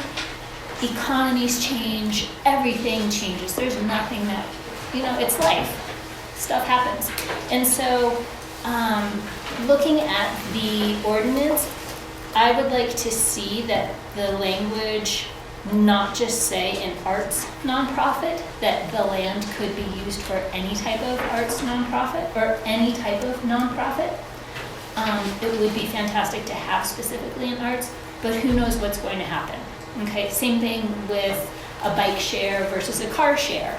It's good to have some fluidity looking at this if there is going to be a 7-year vesting period. Okay, that's just an idea, putting it out there. And that I found on page 30 in section 6. And then also on page 30, so I've heard about the makerspace and the crafting industry. My undergrad degree is in art education, and I'm looking for examples of makerspaces and craft industry spaces that I haven't seen. I'm thinking, I don't want to put words in your mouth, but if you could give me some ideas of prospective tenants and usages, that would be really helpful to understand. Then looking at page 31 of usages, and in section, it's at the very bottom, it starts on page 30, number 8, and it's about complying with the dimensional requirements and what can be in a CSC zone district, etc. And it says that the definitions can be retail, restaurant, personal services, business, office, professional office, makerspace / craft industry, or small business incubator. No medical or retail marijuana stores shall be permitted. I just like to throw it out there of no real estate or bank as well. if you look at what our valley and the majority of what businesses are building and buying property, Willits has a tremendous number of banks. There's a lot of places for us all to put our money.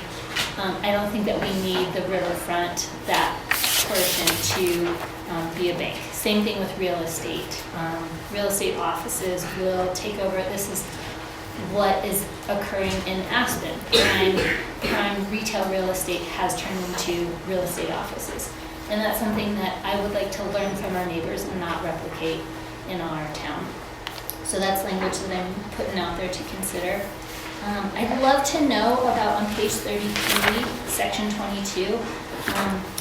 Way back years ago, I remember that there was this no water and sewer tap fees negotiation because it was something that the town, we traded that with the raising of the land and all of that. And if you could just remind us again, or if staff could remind us of why that is proposed. Can you say that one again? Yeah, there's no water or sewer tap fees that the developer is required to pay.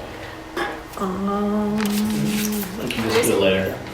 Page 33, section 22. Yeah. So the applicant shall pay all applicable development fee, impact, and building permit fees except for the parkland dedication fee and water and sewer tap fees as outlined in the development agreement terms outlined in Exhibit D. And when, I'll get to Exhibit D here, because there are a bunch of questions there. And then on the same page, section number 23, the same thing about construction provisions. So we've lived with a black fence around that parcel for 2-3 years now. And I recognize that for construction purposes, you do have to fence it in to keep debris, etc. I would request and negotiate for some sort of, especially if there's going to be an arts nonprofit, to start to enliven and make the area more appealing than just a green construction fence or an orange construction fence. And instead of having big advertising, I realize that we're live streaming on people's phones. We're trying streaming on people's phones, we're just recording. Yeah, just having a recording of the, trying to record. Yeah. Because it's familiar. Sorry for the distraction there. So on the fence, if we can include some sort of art, murals, minimize the amount of advertising, like real estate type advertising, and just break it up a little, that would be really appreciated. Same thing that's experienced and required in Aspen is sometimes there's noise buffering fences that are required. I'm not suggesting that we have the 20-foot high, but there is going to be substantial dust, etc. created. So let's have a nice fence. The restaurant completion, again, 7 years is really long time. I see that this project, the residential, for me is the medicine, and the sugar to make the medicine go down is the restaurant and the art space, the nonprofit campus. And to have to take the medicine first and have to wait 7 years for the sugar, it gets a little sour. So I'd love to see the timeline, if we can negotiate that to be a little bit shorter. I'd appreciate that. Then page 37 is Exhibit B. Okay.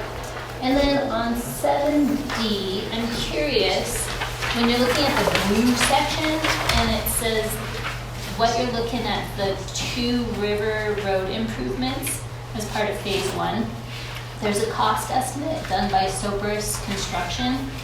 And I'm curious of when these estimates were from, because looking at our most recent sidewalk construction that has occurred a quarter mile from that area, these estimates seem really low.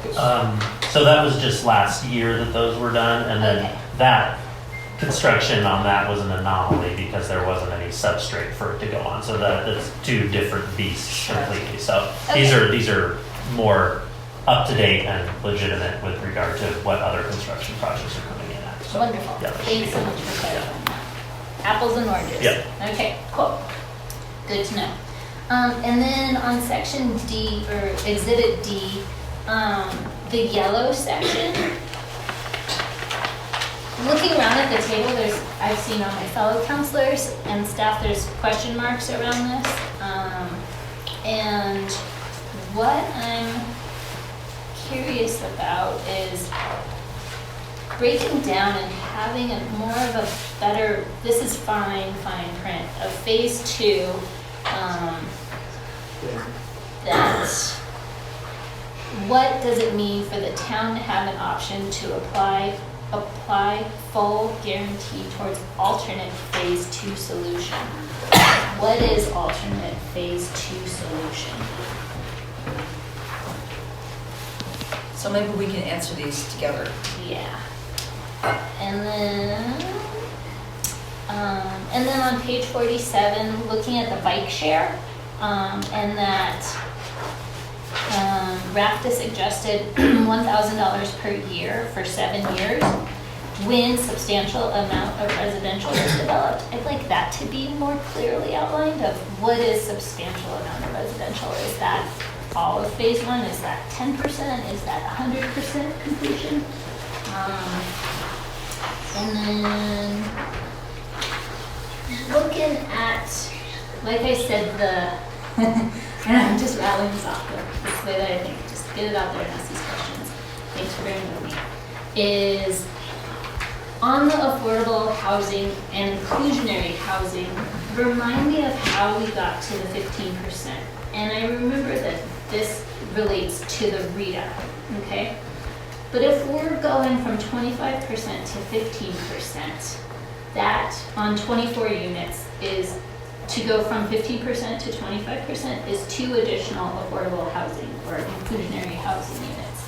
And let's just estimate that the cost for building those each is $400,000 to $500,000 each from a construction standpoint. So that's $1 million.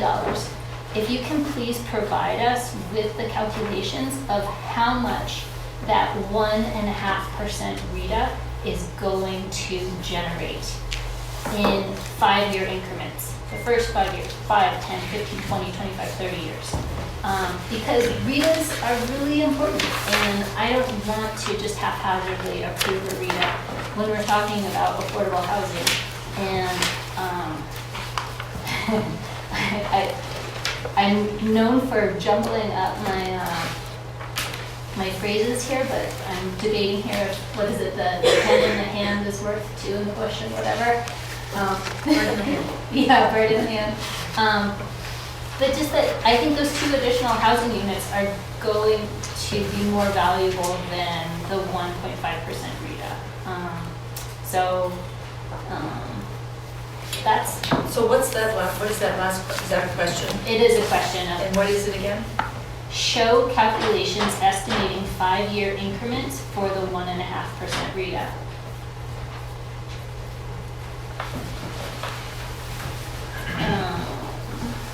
And then another one is, I'd like to see some sort of restriction on the ability to combine the units.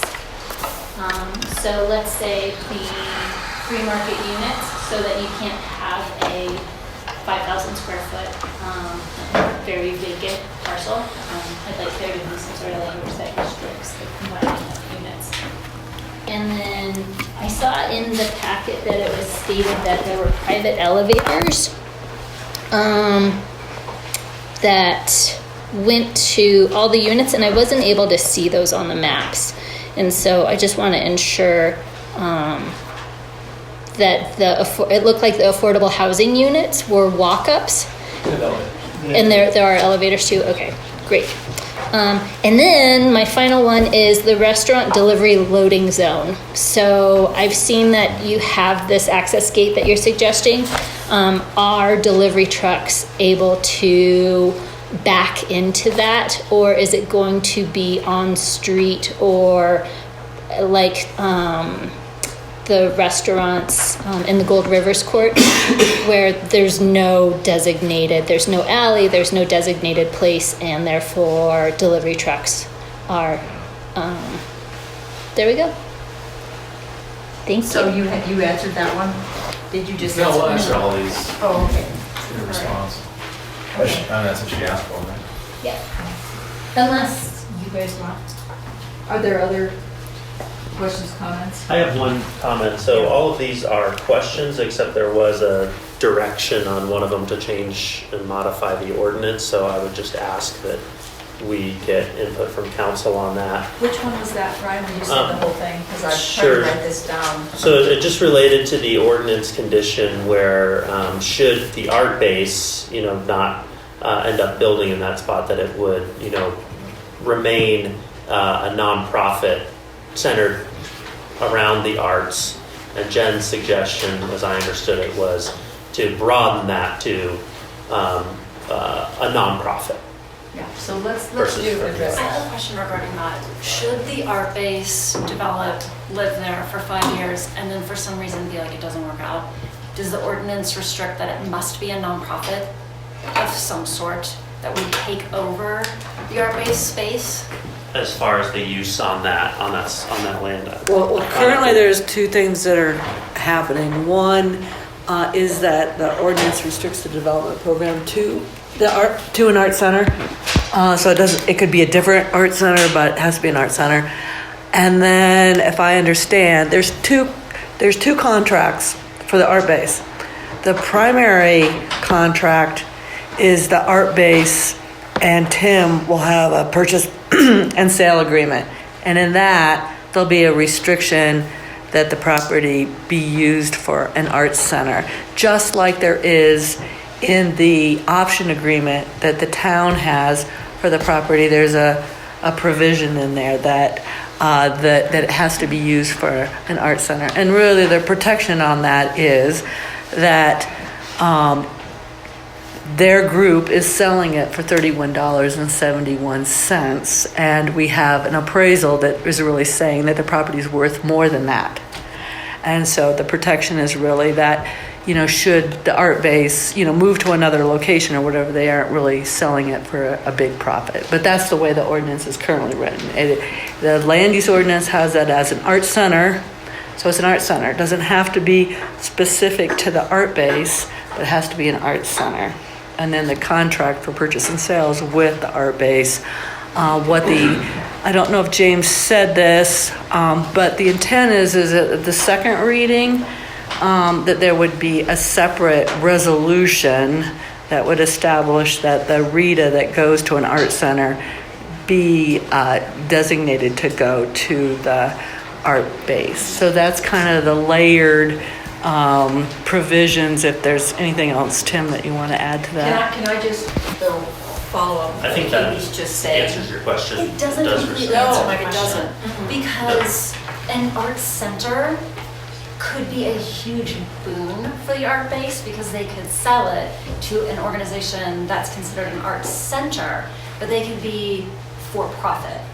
And instead of being $31 or whatever you're agreeing to, they could sell it for $3 million should the free market dictate, and there would be a buyer. So I think we just need to work out that if our intention is to have another amazing nonprofit on this expanse of parkland, that we then make sure that any future sale of the parcel be restricted to a nonprofit or not, or Art Base could just have some killer deal and make millions. I guess my suggestion on that would be to come on the purchase and sale agreement and the covenant. Right. To have Jeff and Jody kind of maybe talk through that before second reading and how that was going to working. Because there were some details that we hadn't really worked through, like who's the benefit of the deed restriction. We just hadn't worked that out really before, the deed restriction that it be an art center.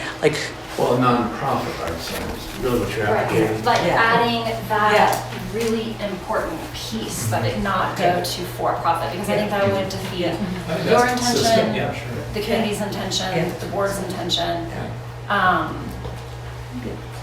And then to Jen's point about expanding, that it could be beyond an art center and that it just needs to be a nonprofit, I guess is something we could also talk about the next time around, because maybe there's some other very enticing unknown, something that could go in there of a nonprofit type that isn't arts limited. And that also, like, from art-based perspective, I would think that you would want a more expansive opportunity should you need to leave that space. And by restricting it to say it has to be an arts center nonprofit, if something were to happen, would really restrict you from having options of getting out of that, should you need that. I don't believe that we fully have taken the dive in figuring out what happens if we, 50 years from now, dissolve or something. That we're certainly willing to have those conversations and figure out some language to accompany it. So just to wrap this up so we don't like kick this one around forever.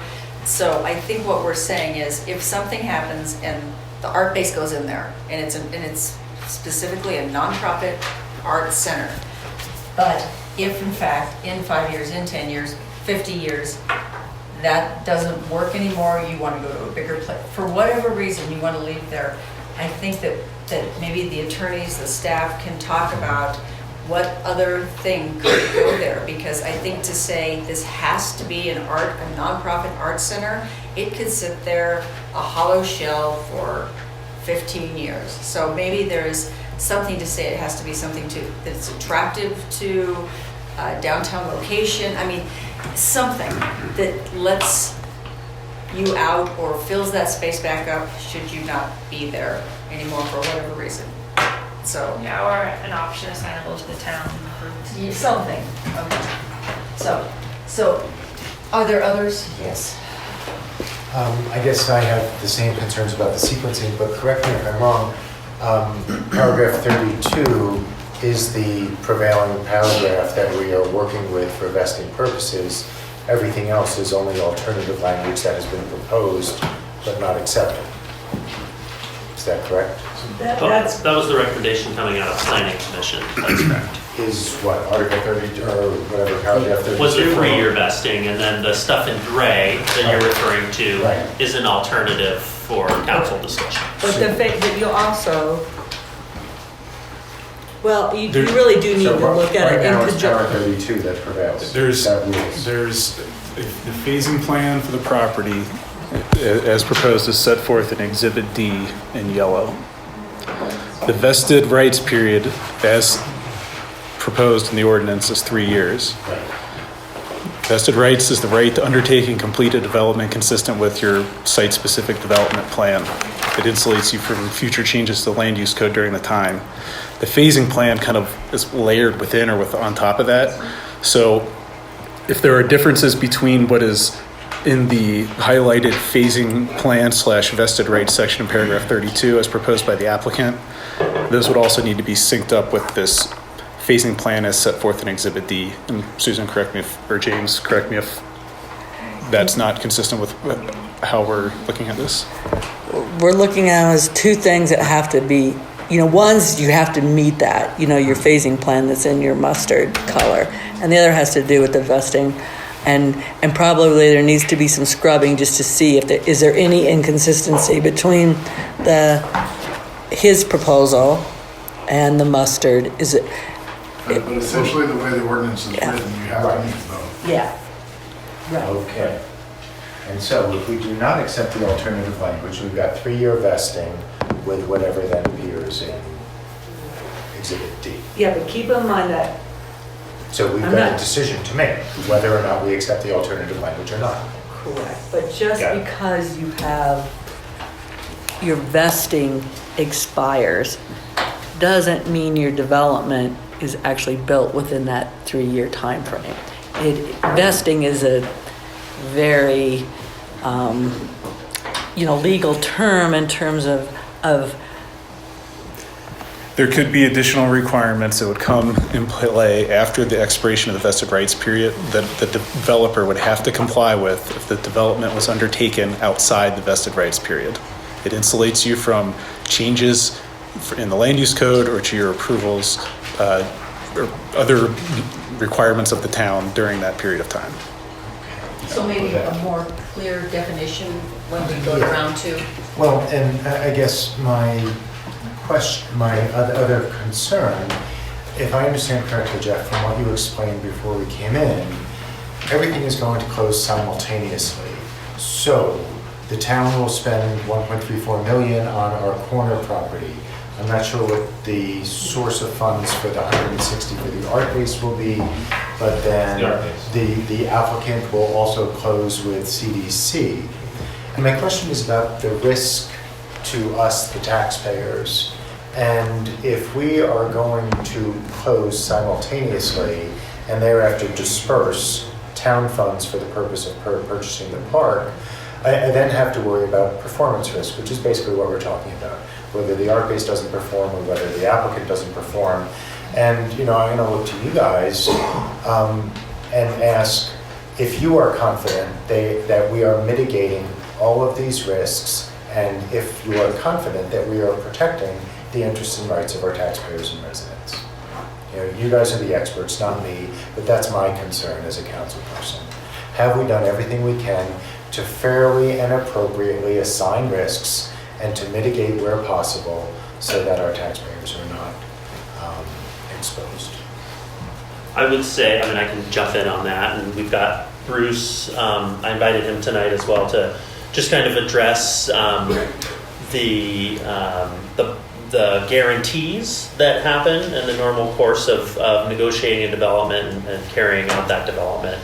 And, you know, in my opinion, in my experience, in, you know, working through a development process, you know, I think we've come to a conclusion that does work for the town. So we will ultimately have the public side improvements guaranteed by the developer to make sure that those are completed. You know, they usually put some kind of bond or, you know, banknote surety up against that, and should they not complete that for some reason, then the town would be able to go in and leverage that money. You know, as it relates to the private side developments, you know, I think that's why we have somebody like Bruce go through and break down and pick apart a pro forma, is to say, you know, are the assumptions that are in this pro forma legitimate? You know, the pace of development, the source of funding, and that's, you know, ultimately how we came up with the phasing plan as well. And so I think the finer points of this negotiation really put the town in a better situation than and putting more of the risk onto the developer. So we do get those public improvements front loaded to the degree that you know, we need them where it's on a roadway, or, you know, we're creating a sidewalk and that type of thing. So long-winded answer, but the simple answer I would say is yes. I have a strong degree of confidence that it's been looked at, and you know, I don't think we'd be making a recommendation otherwise. So, and if Bruce, I don't know if you have any other follow-up to that. You know, no, I think you've covered the key points, Ryan. The only thing I would say is, you know, to Bill's question, there's always some risk that something will happen that could delay the development. But given the various town interests that we were looking to promote and also get to a mutually agreeable negotiation endpoint, we really felt that we moved the ball on a number of fronts in the town's direction, and I can reiterate those if you'd like. But I felt very confident that, above all, we're really providing the development team with appropriate incentives to move as quickly as possible towards this high quality outcome that seemed to be a really good, you know, compromise in terms of what various interests we're looking for this very visible, very important piece of land. And so, you know, could there be other things that the town could have insisted on in terms of risk mitigation? Yes, but I think that would have probably led the developer to appropriately call for town concessions in 2 or 3 or 4 other areas that would have maybe been giving you heartburn also. So overall, I would echo what Ryan was saying, that in its totality, I think this agreement really does mitigate risk and gives this development the appropriate opportunity to succeed and to achieve what the town is looking for this redevelopment. Good. You like that? And I just wanted to add, if I could, just a couple of things. We're talking about security for public improvements and security for private improvements. So from, in terms of a bit of how this would play out if this were to be approved, there would be a closing by applicant with current property owner. There'd be a recording of the ordinance and the development documents to create the lots and impose all of these requirements and grant the land use entitlements associated with them.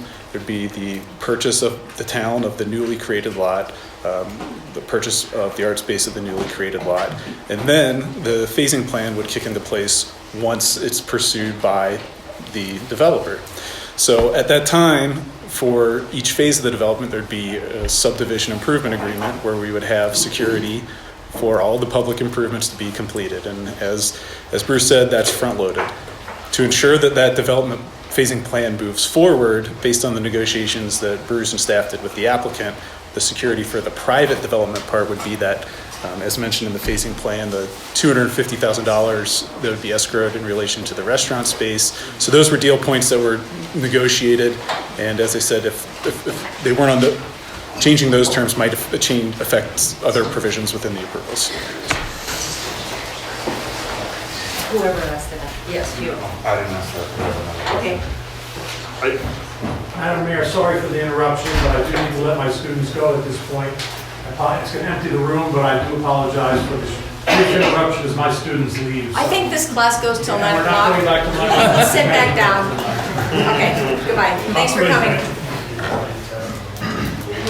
I had a question on the parking going from the required 52 spots to 35. And you can count in some of their drawings that in that drawing there's almost 42 to 46. Obviously I know it's a sketch. Our town already has a parking problem. I don't know if everyone knows that. So just wondering where it said you guys had a parking study, and then I never saw the parking study and the rest of the thing. I missed it. And I'm just wondering why we made the concession of 17 spots. Well, we don't have to. Well, that's what I'm asking. The town, they put it in there, so someone made it. So did you want to just address that quickly or add it to the? We can add the parking study for the second reading that was provided by the applicant. It goes back to the sketch plan program.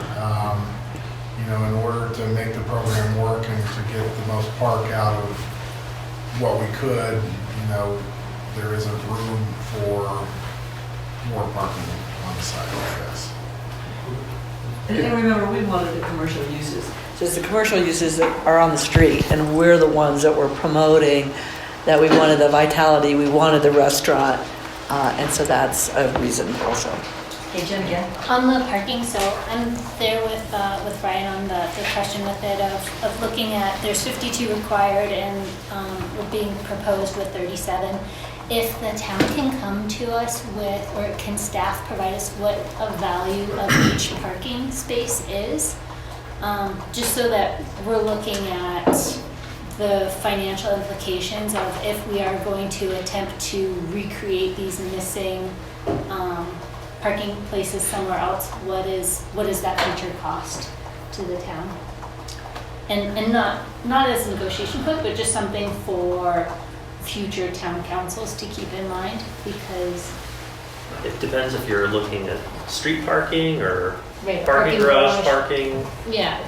Well, when we were talking about this before, and remember eons ago or yesterday, there was underground parking with the joke of it being underwater parking and the price of those being $40,000 per spot, minimum. And so that's where I just like to see how how are we going to consider, we don't need to answer how are we going to solve our parking problem, but if we are going to make concessions on parking, how heavy of a can are we kicking down the road? Well put. Okay, Brian, did you have something else? No. Anybody else have something else? Yeah. I'm curious, are there any restrictions on the potential operator of the restaurant? Any restrictions? No, it's being marketed as for sale. Okay. And obviously, we're looking for a buyer who would represent something we believe would work. And it's by its character, I think it restricts, the fast food, or there's no drive-through, and those sort of things are kind of taken care of by way of the core and shell that we have for the approval. So I think that entices a locally owned operation because it's a small town of Basalt, and that kind of a patio means you're going to want to use it. So I think architecturally we've put it out there as kind of a family-friendly, Basalt-friendly, on a park, event-friendly caterer, and we would hope with the art base being a very logical customer right next door kind of venue. I believe the word that you just used was character, and that's my concern. That with you as a developer making that decision and that negotiation, we as a community lose our opportunity to formulate the proper character. Because you say fast food, I see that doesn't fit there. But let's use like I'm gonna use a super gross and egregious, and that would be like a Hooters. I'm just throwing it out there. Totally inappropriate, utterly disgusting, don't want it here. But if you guys want the money and they want the parcel, what's going to stop that? They're not going to search, they don't have any interest in. Well, I'm just like throwing it out. There's something that's not fitting the character. Yeah, There's been so much conversation about I think it's what a this fair should be. It's a fair question. I don't think, kind of get into the example of you meant to be facetious, but we could look at kind of the way in describing that. And I also think that narrows down unexpectedly, maybe unintended consequences. We want to be careful about that. As soon as you have one operator in front, it's almost like we're talking about the art base. Who might be the next one in 10 or 20 years? We still want to make sure it's appropriate and good character and all those things. But have you just limited the first one coming in because they realize they don't have an exit strategy? I mean, that's kind of the unintended consequence we want to be careful. But I also think that, again, the fit and character fit the site. I think that will take care of an awful lot of it, Katie, in terms of kind of what a sensible business person would think would be the right answer for using that building. I'm just expressing my concerns Yeah. because sometimes the need or perceived need for a monetary return might supersede character and better judgment and the expectation that we want here. I'm just expressing that, and I don't know how we can control it, but I'm putting it out there. Sure. So there's that. Second, and it might be buried in Bruce's analysis, and I don't think it was necessarily shared, but I'm going to ask because I'm very curious. What's your estimated asking price for the free market units? We're not going. It's all meant to be and intentionally behind the scenes with your consultant representing Right. the balanced effect of all of what's going on over there. Yes, I'm still asking because I feel like this parcel also has a history of de facto affordable housing, and what's being presented is 4 units that's relatively affordable, we hope, and a massive amount of non-affordable housing, clearly not going to be anywhere near affordable, and that is just, it's like an affront to what this parcel once was and what we recognize that our community needs, which is affordable housing that's in the heart of town, that adds character, that's transit oriented, and we have moved so far away from that. It has always been my concern with this development. And I know you won't disclose it. I talk asked. about it. I tried. No, I think you're addressing some things that are valid, and that is what have we done here to make this work and have the lights on? We've got deed restrictions that'll enforce that to happen with a handful of those units, of course. What we have are units that are not too big. The comment I think you made, Jen, about not allowing units that are condominiumized to be combined, I think that's valid. Frankly, I haven't thought about that. And I think that's something that we could certainly look at doing. So the size is a constraint for any kind of skyrocketing McMansion kind of concern that I hear you say. I think the location of Basalt, Colorado is going to take care of a lot of that. We're building row homes, for instance, at Willits. There's condominiums going up in the area south of Silver's Meadows. One would say, wow, those prices are getting pretty high. And yet, relative to national norms, relative to Denver pricing, and certainly relative to Aspen or Snowmass, these numbers aren't even, well, they're just now slightly beyond where we were prior to the recession. They're still unattainable, which is my point. They are unattainable for people that make this community run. Mm-hmm. And that used to be a place where people who were the backbone of our community lived. Mm-hmm. I'll leave it at that. Yeah. So then I just want to follow up on two things that Jen brought up. That's like a council decision. And that would be, I would love to investigate the no banks, no real estate, because I feel like that is another potential something that could be overlooked that would just be utterly egregious where that could happen in our makerspace. And then that I want to discuss the exemption for certain fees. I certainly do not support that ever for a developer. So, love to revisit that next time. Thanks. I agree. Anybody else? So, And just one yes. quick comment. Responding to a few council comments, Jen, I support that idea of let it be something, it can be a nonprofit. It doesn't have to be art, that makes total sense. Katie, my main complaint about this project is I don't want a bunch of free market housing there. But if we wanted affordable housing, we would have had to put super high density there. And you opposed it, and no one here would have supported that. So there were, 200 beds on there before? If someone had come in and said, we're gonna do micro units with 200 beds, no one would have approved it. So you can't have it both ways. You can't say, I don't want free market and I don't want density. So for me, it's a total compromise.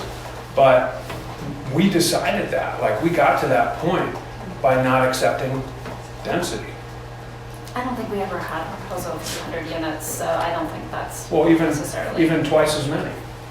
It was. 48 units of high-end housing still. Anyway, No. we don't need to talk about No, that. but the point is, by deciding that we wanted to limit density, we necessarily limited the chance for affordability.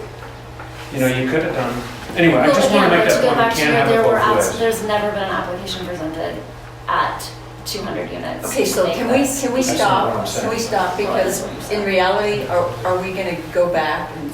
No, I'm just pointing it out, as I Okay. pointed out every meeting. And I think that's will fair. continue to point it out because it's an issue. I I think think, that's Katie, fair. you also pointed out back almost a year ago that this was the compromise. So Tim, listen, we're not going to have like back and forth like this. We're going to stop. Right. So the reality is we had a great staff presentation. Staff's done a lot of work on this. The applicant's done a lot of work on this. And truth being is that there are probably a majority of us on this council who wish that the vote would have said we bought this parcel. Then we could have had mucho control over who was going to live there and what was going to be there. But the reality is that our community said, no, we're not going to buy that whole parcel. So we are left with having no choice but to compromise. And, I compromised, uncompromised. I mean, everybody at this table didn't get what they wanted. Everybody at the table did not get what they wanted. So, but this is an opportunity. As far as I'm concerned, it's I will leave office being really, really happy about the many years of the really ugly making of sausage that went on in this room. And I think Rob said this last night at the mayor's forum, which is, this is not the private sector. You don't get to make a decision overnight. This is government, and you grind sausage and it gets really ugly and you end up with something pretty damn good at the end of the day.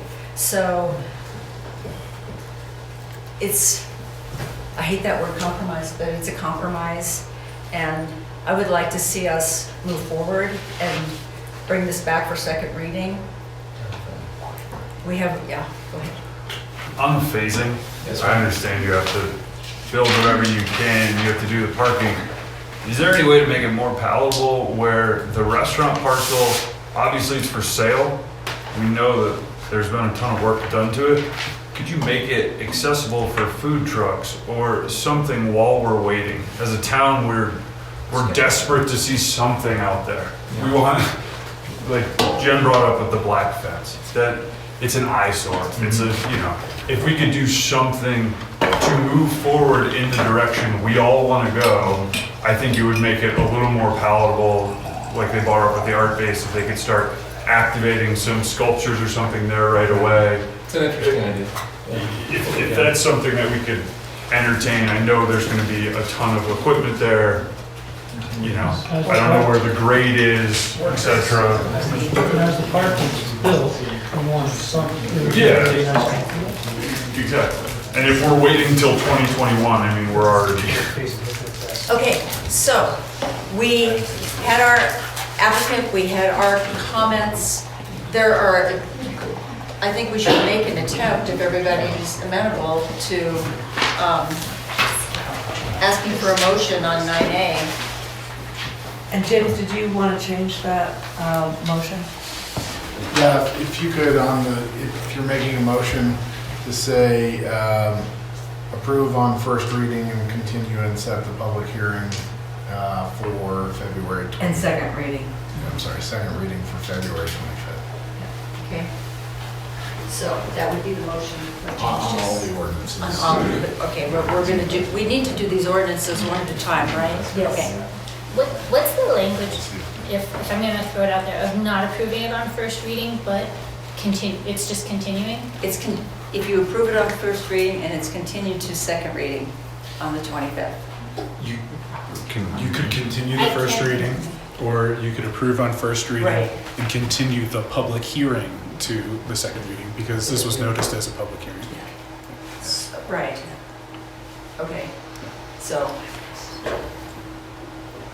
Anybody? So stated by Jeff Conklin. Well, I presented two alternatives Yes, for you, so and I'm going to you'll go have to with- state one. I am going to continue first reading and public hearing of ordinances number 5, 6, and 7. We're doing one at a time. Okay, of ordinance number 5, series of 2020. So you don't want to And continue. approve the CSC? No, she and just send it to continued. second? So we're not approving. Or continue our discussion, we have so many questions. On the CSC zone?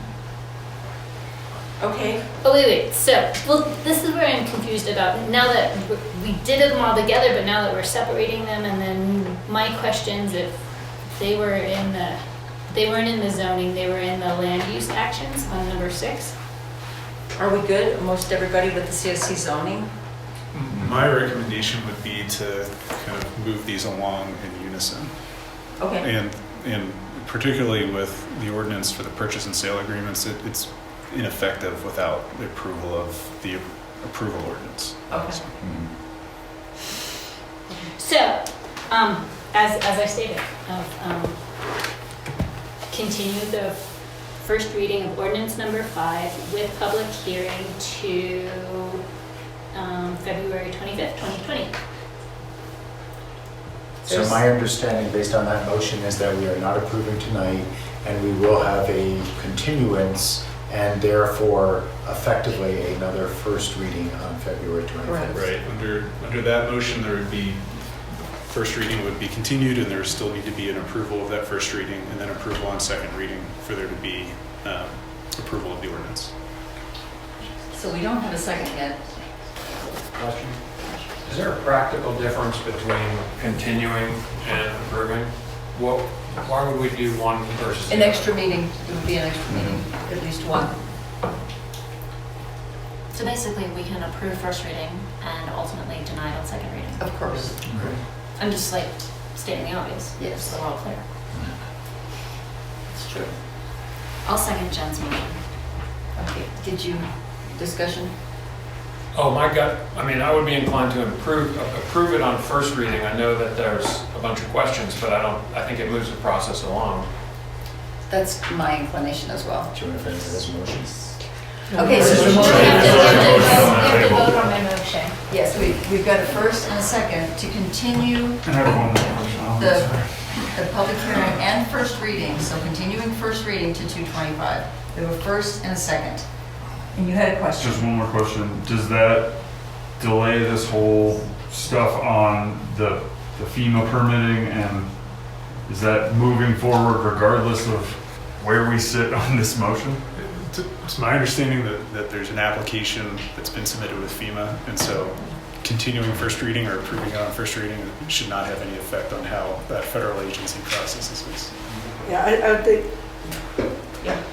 Well, I was just gonna say, I think staff would prefer that we approve it on first reading, and with the understanding that we may not approve it, we might continue it on the 25th to another meeting, but I think we would prefer that we make some progress, but it Well, is. you know, we all get to throw in, and I would prefer that we also approved it on first and moved it on down the road to second, because as Katie said, that doesn't obligate us to do anything final.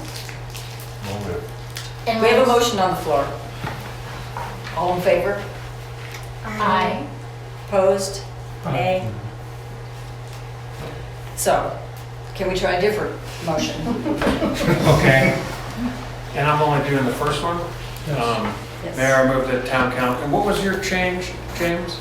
Just to approve on first reading and set the second reading in public. Continue and set the Continue and second. set the second reading and public hearing for February 25th. Okay. Mayor, I move that town council approve ordinance number 5, series of 2020 on first reading and set the public hearing and Second reading. second reading. Why continuance? Because that's advertised. Because this was a public hearing tonight. Oh, okay. And continuance of public hearing for February 25th, 2020.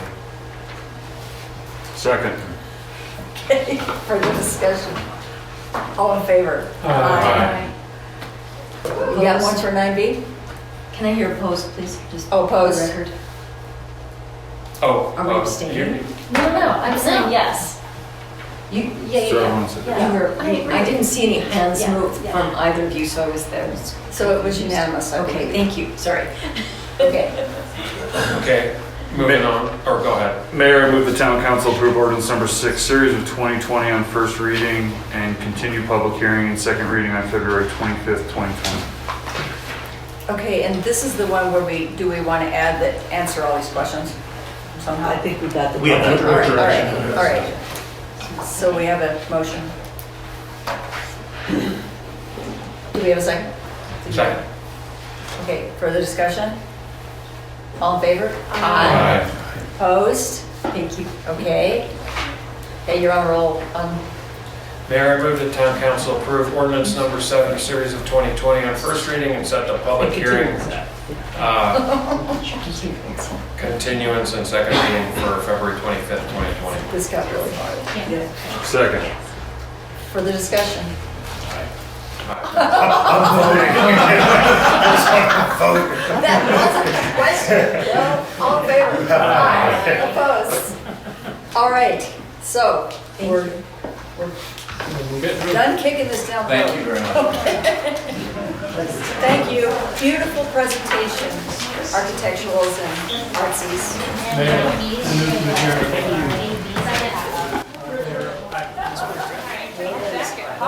Madam Mayor, are you declaring this meeting adjourned? Okay. Okay.